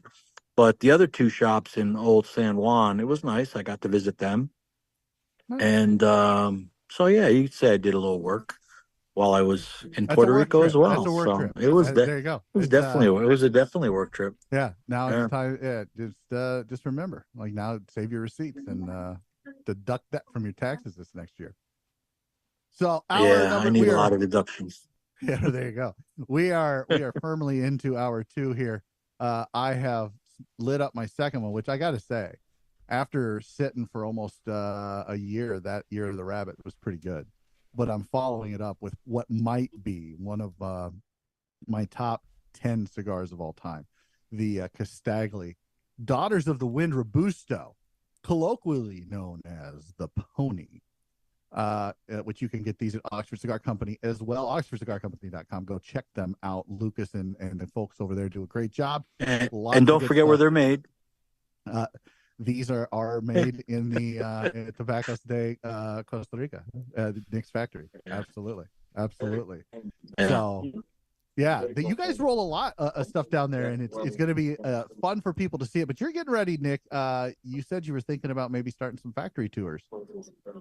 Yeah, absolutely.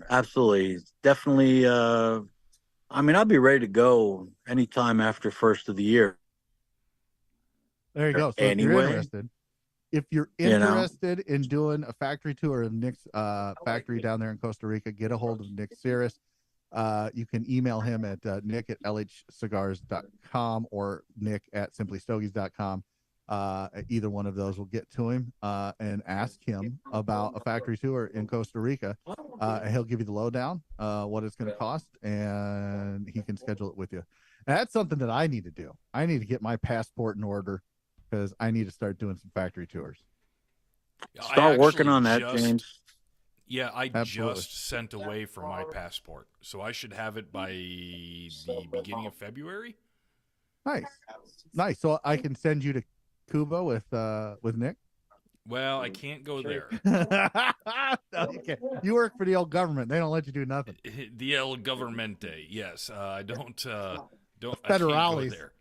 Yeah, can't go there. You know, I at did least have right now. I did have some government people on some of my tours to Cuba in the past, Well, and one. right, but it just depends on the current situation going on in the world. Yes, which is Yes, exactly. Yeah, volatile to say the least. But you've had government people go down to Cuba with you? I did, and they wanted to go back, and they were told they couldn't go back Nah. after the changes. Yeah, they were from Virginia, pretty high clearance guys too. They were pretty, you know. I forgot who he worked for, but I know he was a graduate of what's the it's escaping me now. The West like- Point. the Quantico? West Point, yes. So no, West Point. He was a West Point graduate, and he was a high-ranking something military guy for a while, and now he's a government subcontractor or contractor, and really nice guy out of Virginia. And he's like, man, Nick, I really want to go back, but they told me no. So I guess things do change with the government. Oh yeah, Yep, yeah. changes all the daily. time. Yeah, Tim knows changes every day. Yeah, it does. It does. I mean, you know, being in the government, we have people that are like, hey, I want to take a trip to see my family in Mexico. Can I go? Well, let's make a phone call and make sure, you know. Wow, that's crazy. And here's the cool thing about these tours that Nick's done in the past is that's like Nick's tours directly led to me like becoming friends with Nick. Not that I went on a tour, but that my friend Randy, and he's one of our reviewers and one of our supporters, he went on that tour with Nick, and he was like, hey, you've got to get this guy on your podcast. And I'm like, you're the second person to tell me I need to have Nick Cirrus on the podcast in like the last 2 months. And so he called me. He goes, hold on a second. He called Nick right then and there. He's like, hey, I'm sitting here with this guy who does a podcast. You want to be on it? And Nick's like, yeah, sure. I guess I'll come on it. And that's kind of the rest is history. Right. So these tours are a great opportunity for you to network with other people and network with cigar smokers. That's the best part of the tours. Oh, cigars in general, but you meet other like-minded people. And for me, you know, my tours were generally the smallest was like a half dozen, and I used to max them out about 12. I had some bigger ones, but generally 10 to 12 people. But out of every group, I would make 2 or 3 really good friends that I'm still friends with. And, you know, Randy's an odd duck when it comes to that. But I do still consider him a friend. He's not the most communicative, or he disappears for a while. He doesn't respond. But, you know, once you figure him out or don't figure him out, whichever the case may be. But I like Randy. And the thing is, there was a guy here on this boat, and he's from Louisiana, from New Orleans. I had to turn around because I thought Randy was sitting behind me. He sounded so much like Randy.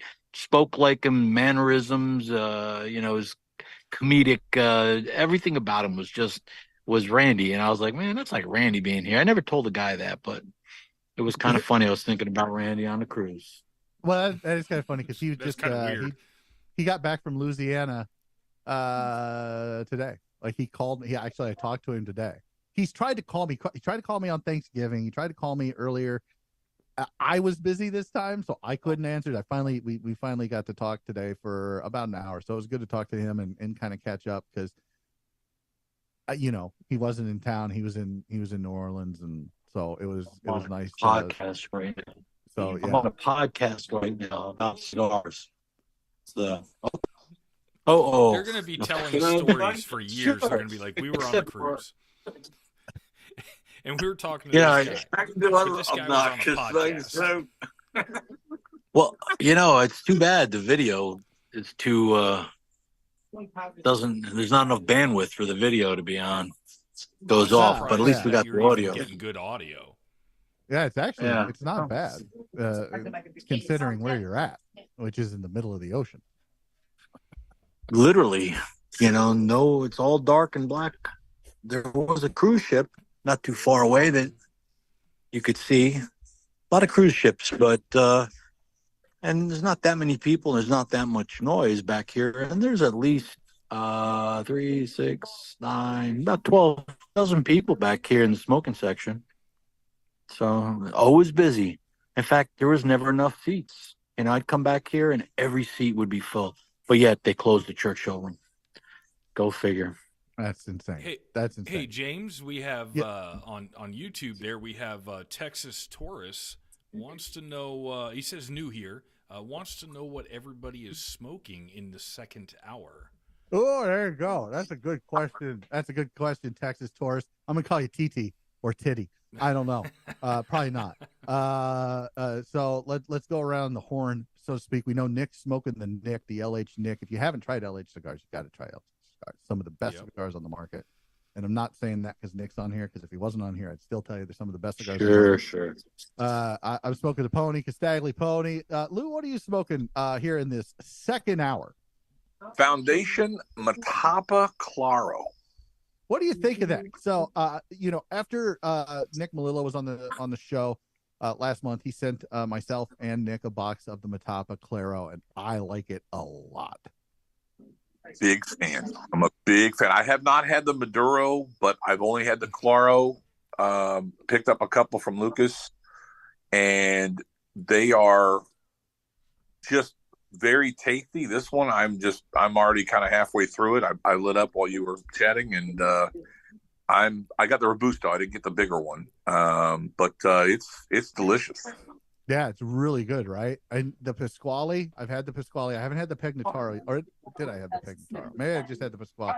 I like the Pasquale a lot, the new Charter Oak Pasquale. Tim, what are you smoking in the second hour?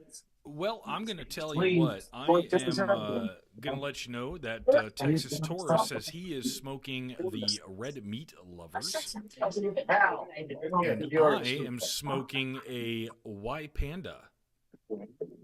Yeah, what do you think of the White Panda there, Tim? I wish that I would have lit this up on a clean palette. It's good. It is good, but I really wish I would have done it on a clean palette. The next one, I think I have one more. Clean palette for sure. It is good. Yeah, it's really good. I got a box there that's got, I think, 8 left in it because I just keep smoking them. They're just really good. I'm not Gesticles. Are you still around?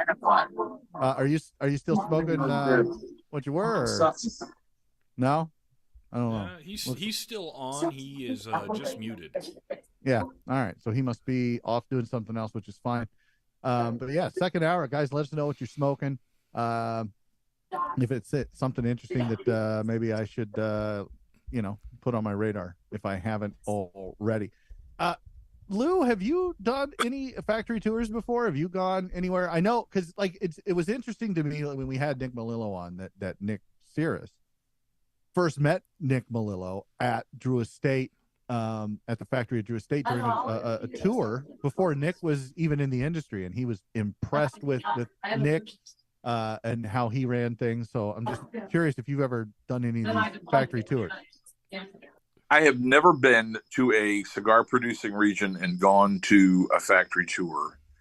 The only time I've traveled outside of the country, been to Canada a few times, just across the border, of course, or I've been on cruises where the cruises port of call, have gone places. Well, the closest I ever got to a cigar producing region was Labadee, Haiti, which was on the other side of Hispaniola. So it was not, I did not go into the Dominican Republic, but that was in Puerto Rico. I don't know of any cigars that are rolled in Puerto Rico. Maybe Nick's got some insight to that, but I never went. There is actually. I met a guy that uses a leaf or two, and he's got a blend that's come there. And in fact, for a long time, they had some pretty good tobacco coming out of Puerto Rico. So they actually used Puerto Rico seeds originally that they transplanted to other areas because apparently those seeds are pretty damn good. Everybody talks about Cuban seed tobacco, but Puerto Rico was at one point an important part of the cigar industry, but not so much anymore. But yeah, I know US... Falto is still out of Puerto Rico, and they're pretty good. I like them enough. Really, I wonder who's producing that for him out there. I can't remember his name. He's been I've seen the brand. I even met the guy. Yeah, I've met the guy. Yeah, just it's so I've told this story a bunch, but at the trade show last year, not this last year, but the year before, so 21 or 22, the 22 trade show. I met him. We had him on. You can go back and look at that. It's up on YouTube. But he's just a great guy. He's funny. I sat down with him one day, and I did an interview with him, and I went back and I was listening to the interview that night, and I was like, I couldn't understand what he was saying. And so I went back to him the next day. I was like, hey, I listened to it. I don't think we can put it out because it's a little difficult to understand you. I go, would you mind if we had somebody maybe translate for you? You just speak Spanish and he can translate. And he goes, fuck that. I speak English better than both of these fucks. He's like, I'll just speak more clearly. I'm like, okay. And I sat down with him and he did a great job. And he's a funny guy. He's been in the industry for 30 years, like rolling and blending for 30 years. So check out Falto. I do like some of their stuff. It's really good. Thank you. Yeah, thank you. So let's change gears a little bit. We got 20 minutes left. Here in the second hour of Simply Stogies After Dark. And again, guys, if you want to be part of the conversation and you want to ask Nick questions, you want to ask me questions, I don't know what questions you'd want to ask me. Or if you just want to hang out with her, talk to Lou, ask Lou some questions, some guys in the industry, you can. All you got to do is join the LE Club. Go to simplystogies.com, click the LE Club at the top, register, $10 a month, $100 a year. Is the better value, and you too can join this on the first Friday of every month on our After Dark, and we're going to be starting a newsletter at the beginning of the year. I'll just throw that out there now, willing it into existence, and so Tim and I will be putting that together and getting that out. It'll just be a monthly newsletter, and it'll basically just kind of give you a recap of everything that's on the website. For example, there's a brand new review out right now from yours truly. You can go check it out, simplystogies.com. And that is a review of the Tuxtla, the Loma de Cedro from Tatawahe, which I rated fairly high. I really like that cigar a lot. That's out there. We have a pipe review from Michael Gouges out there as well that was just released on Sunday or Monday this week. So lots of reviews, lots of cigar reviews. There's some pipe reviews as well. So go check that out, simplystogies.com. But that newsletter coming out at the beginning of the year, that's just going to be a recap, and it's going to contain links. You can just click on it to take you. You'll know who the guests are for the last month. You'll know who the guests will be for the month coming up, hopefully, as long as we continue to schedule the way we've been scheduling. And that's mainly due to Logan, our scheduler. She's doing a great job getting things together for us and organizing it in a way that I can understand. So it's all written in crayon and in big letters. Very nice. Yeah. Yeah, Keep in mind though that because we've ran across this where we say, "Hey, our next episode is going to be this person or that person," and something comes up, somebody gets sick, there's a scheduling conflict, so things can change. But for the most part, yeah, we say that somebody's coming up on the show. I'd say most of the time, it'll happen. yeah. Well, yeah. When it'll happen at some point, even if it's not on the day we say it's going to happen, but it'll definitely happen. Yeah, we've got a lot of great people coming up, and I want to spend just a little bit of time on this live, talking about how thankful I am for this past year and what everybody has done. And I don't do that enough. I certainly don't do it enough publicly, and I don't do it at all privately because I just yell at these guys all the time. Where's your review? Why don't I have your fucking review? Tim, where's this? Tim, where's that? Why aren't you doing your fucking job, you son of a bitch? I want to fucking strangle you. Yeah. Things like that. So I want to take some time to publicly thank some folks that without whom this show would not happen. The live, the like any of it, all of it. And obviously, the first person I want to thank is Tim. Without Tim's knowledge and expertise when it comes to, shall we say, IT, I can't spell IT, and so Tim does all of the work for the website. He has done a fantastic job, and keeping me on track and kind of lowering my expectations because I'm like, let's do this, and Tim's like, no, let's not because that's really hard. Instead, maybe we do this. I'm like, oh, okay, that'll work, whatever. So I want to thank Tim publicly. He has been a godsend, and also if you don't like the website, that's him. So email info@simplystogies.com and yell at Tim. But he's done a great job putting it together, keeping it going. So thank you to Tim. I want to also thank Nick Sears for coming on board this year and being a part of this podcast. I pitched it to Nick like this. It's only a couple times a month where you have to come on. It's not that big a deal. It's not going to take that much time. And it has turned into like where we record more, sometimes 2 or 3 times a week. And that's hard for anybody. But Nick does it. He's a champ. He's a trooper. He has a wealth of knowledge, not just when it comes to cigars and the industry and the manufacturing of them and the tobacco itself, but he has got a wealth of knowledge when it comes to broadcasting and interviewing. And I, point to the interview that Nick and Tim did with Pete Johnson from Tatawahe earlier this year, where they did a fantastic job. And I'm very thankful that Nick decided to come on board and do this. And he has just been awesome. And again, a godsend, because without him, I think Nick adds that some legitimacy. I can't even talk. Credibility. Credibility yeah. to what we do. And so I'm very thankful that he decided to say yes and come on board and do it and donate his time to this thing that we do. I also want to thank all of our reviewers, Carly Dawson, Randy Carmichael, Michael Gouge, Ryan Nihas, for coming on board and doing a great job with the reviews and getting them out in a timely fashion, and putting up with me going, where's that review? Why do we not have it? What are you doing? They've all been awesome. And Randy has supported us in ways that I can't fathom. And so thank you to all of them. Thank you to Logan again for coming on board and doing the scheduling. I also want to thank Luke Cross, who has generously donated a lot of his time and his skill in the marketing side of things.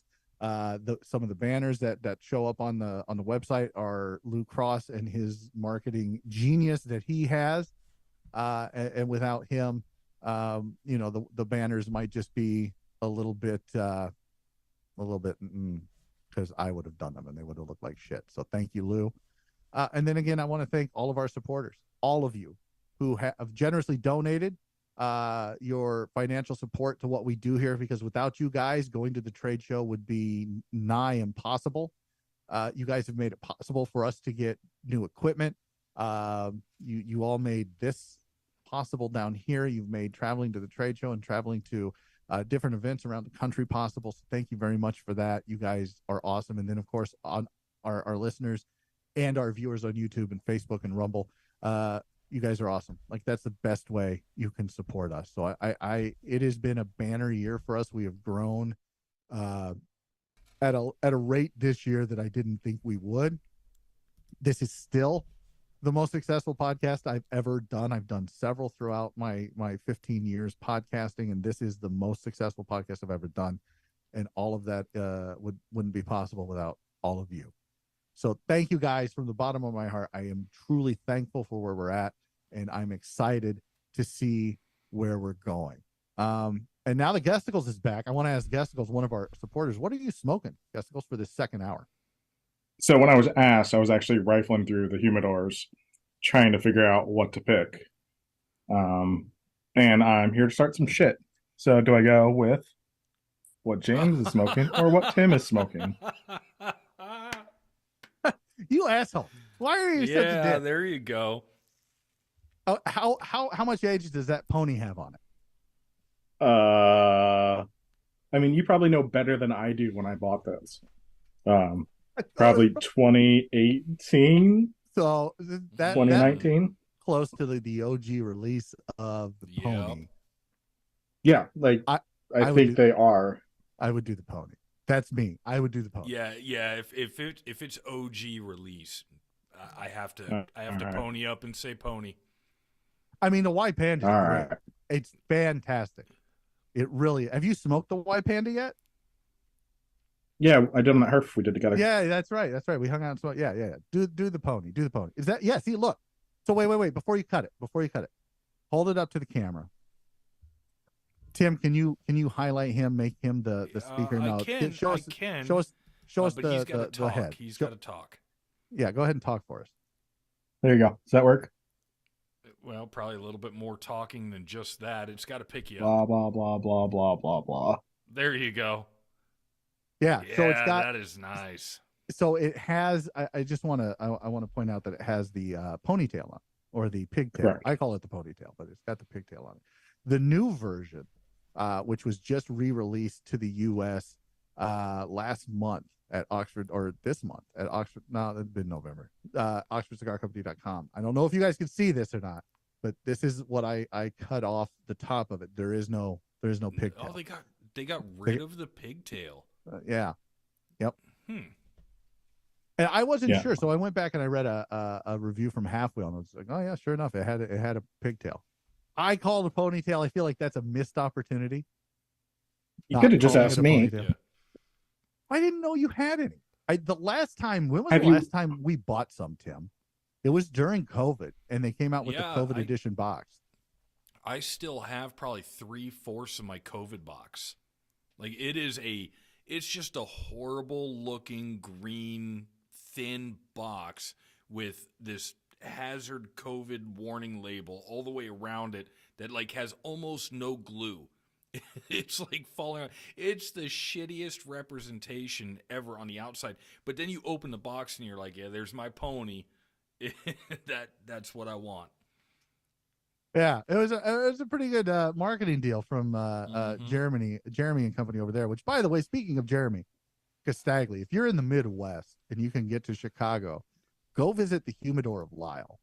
They have everything there. It's a great humidor run by some great folks who understand the industry and understand what's good and understand what their community wants.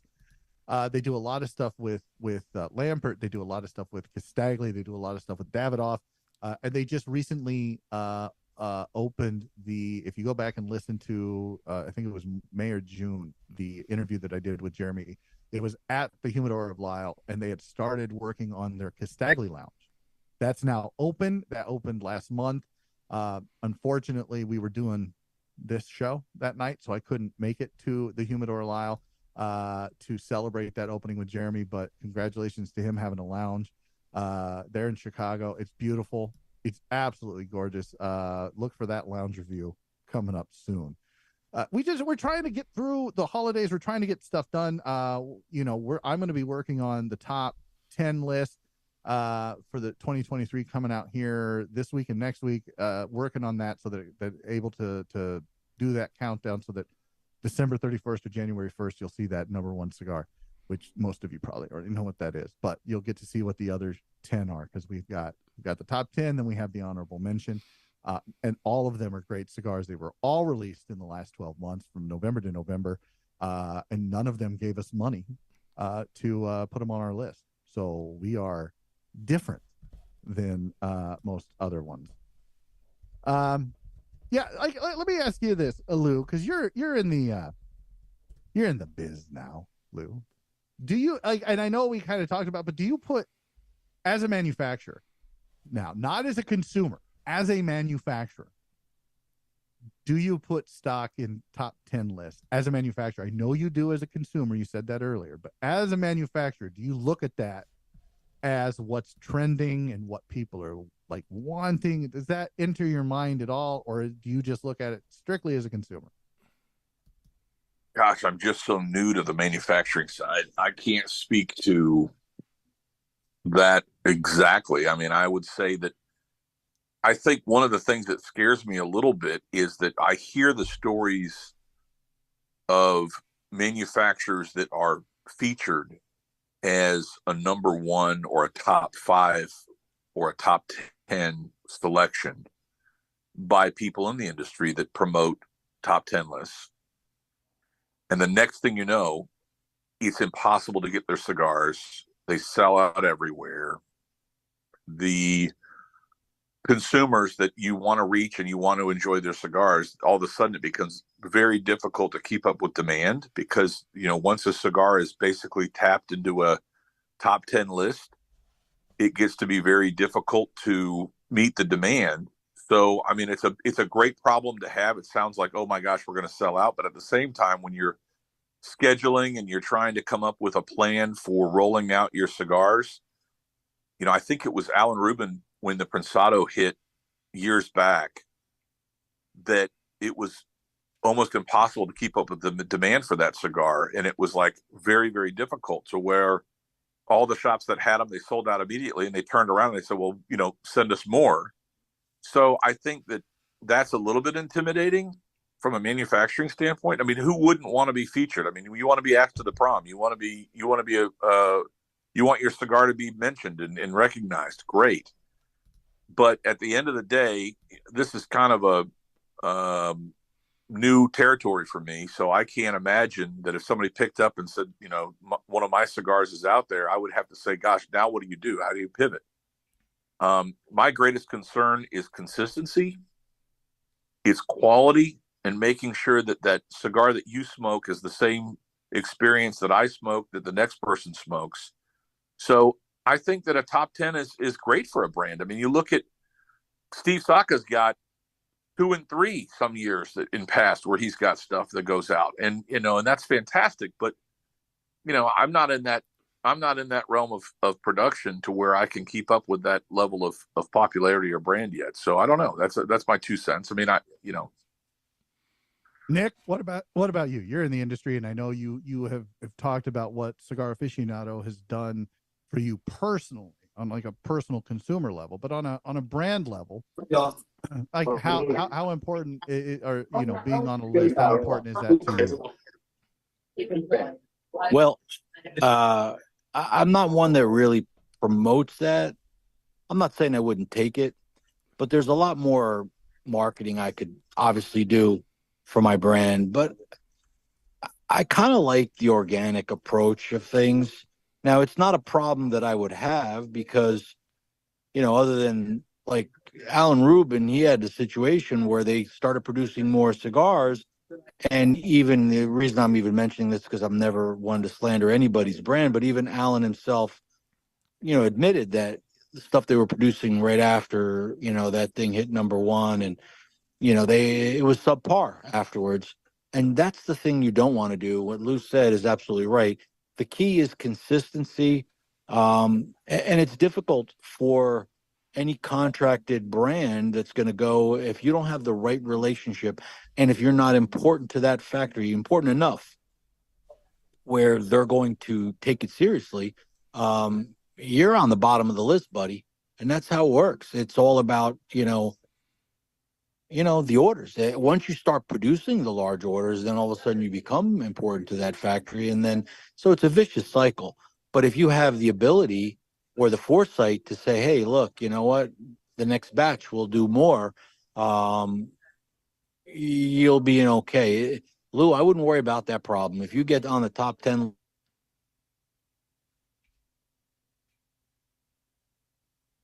Yeah. If you get on the top 10 list, Lou, like you're going to, That's a great problem to have.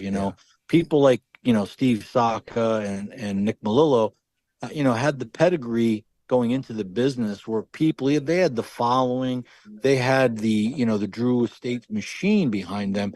And that's not a bad problem to have. And it's shown. And of course, they continue to make great cigars.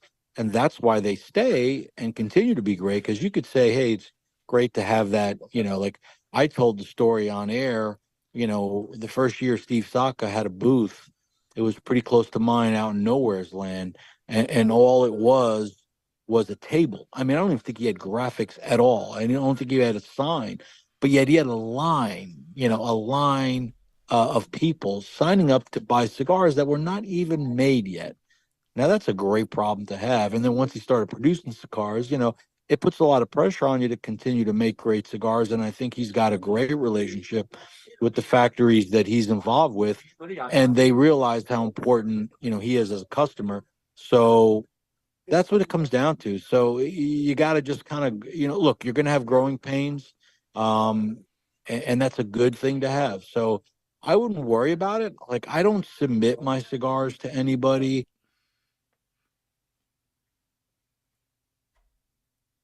No. Nick's audio cuts out. No, he doesn't. He likes the organic approach. I like that as well. I don't. That's why I have such a problem with some of these top 10 lists, top 25 lists that come out every year, because it's not an organic process. It's not a let's sit down and talk about it. Let's figure out what we all think, as far as who's on staff, like what we really enjoyed this year. It's more of, here's the people who gave us a lot of money this year. Let's figure out from that list who's got the best cigar. Or even like, oh, well, we own a shop and these are the brand, or I'm a brand owner. This is what I'm going to put out for the top 10. And it's always self-serving. And it's not genuine. And I like genuine. I like sincerity. I like down to earth. So I agree with how Nick's doing it. Now, I don't think that does cigar manufacturers any favors with how it's kind of set up now. It's a pay to play scheme. I've said that before, but yeah, I prefer the organic approach. And I think it's more true to, I mean, look, cigar smokers are always looking for that new thing. We're always looking for the new. We want the new.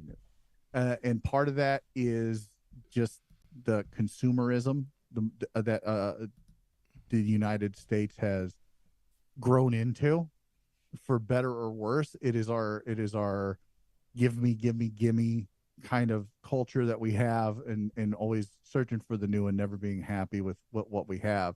Where I think the rest of the world doesn't have as much of that. It's more, whatever.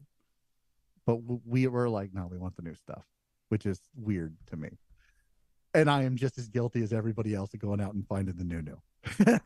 So I can bemoan and bitch and complain about it all I want. I am not part of the solution. I am the problem.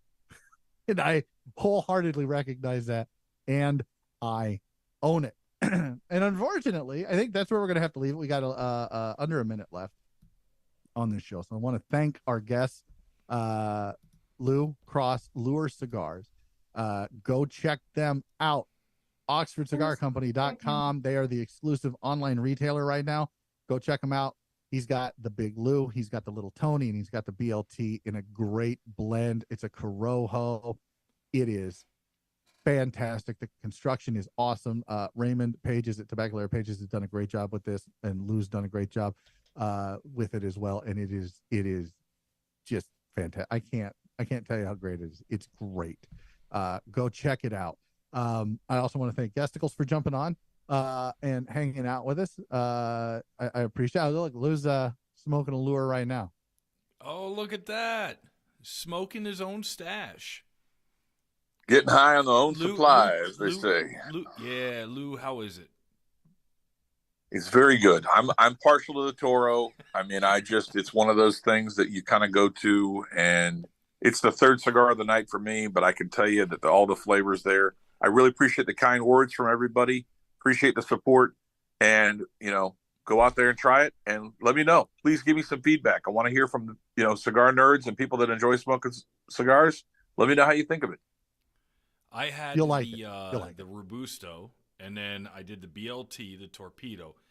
I like the Torpedo a little bit more than the Robusto. I have not had the Toro yet, but I'm going to buy more Torpedo. Yeah, I did. I really liked it. I like the Robusto more. Coating. Here's why. Because the Robusto, to me, was a little further away from that Toro blend than the BLT is. So it's a little more unique. It's a little different. There's a lot more sweetness to it.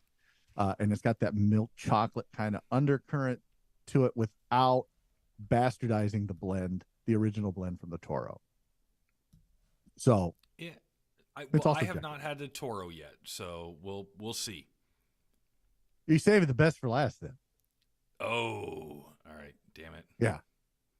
All right. Absolutely. As Gesticles molest the dog. Okay. All right. She's up here willingly. I want you to know that, though. Hey. Not forced. Stockholm Syndrome. No problem. I want to thank Nick for jumping on in the middle of the ocean and hanging out with us, talking with us, sharing his knowledge. Nick, you'll be back at port back home tomorrow, right? Back on solid ground. Yep, it's tomorrow morning. There you go. But guys, you got to. He's smoking the Nick. I'm going to tell you to go smoke the Nico, smoke the Nick, smoke the Claro, smoke the Colorado, and smoke the Maduro. And if you can get your hands on the LE, if somebody's got that laying around, like smoke that, because that's really. Well, I think I know where there might be a few. Yeah, actually, I think I do too. Livermore, Iowa. Smoldering cigar. Get a hold of Shauna or Brian there at Smoldering. Tell them Simply Stogies sent you, and that you're looking for the LHLE, because I think they do have some in stock, and it's really good. Do yourself a favor, check it out. Yeah, they had some in stock when we went there, 2 weeks ago? I think 2 or 3 weeks ago. And hopefully here in the next week or two, if the weather and the roads cooperate, I'll make another trip. Well, you have to let me know, because maybe I'll be able to, make the trip as well. It's like a 3-hour trip for me. Yeah. Yeah, it's like going to Chicago, except it's not Chicago. It's 300 people. In this tiny ass town. Small people, great place. If you ever in the area. Small people? Did you just say small people, great place? Small. Did I? Yeah. Yes. Well. All right. Well, it happens. Small town, great place. It really is a fantastic lounge. If you're ever in the Des Moines area, make the trek up to Smoldering. It's the best lounge in the area. It's not throwing shade to anybody in Des Moines, but like Brian and Shauna are genuinely great people. They've been great supporters of this show. And so give them a call and see if they've got the LH in stock. I know they had the Claro in stock. They had the Nick. I think they had a couple of Nikos. They had quite a bit LH. So I don't want to say quite a bit because it looked like they needed a reorder. So reorder, Brian. Like, what are you doing? Call Nick.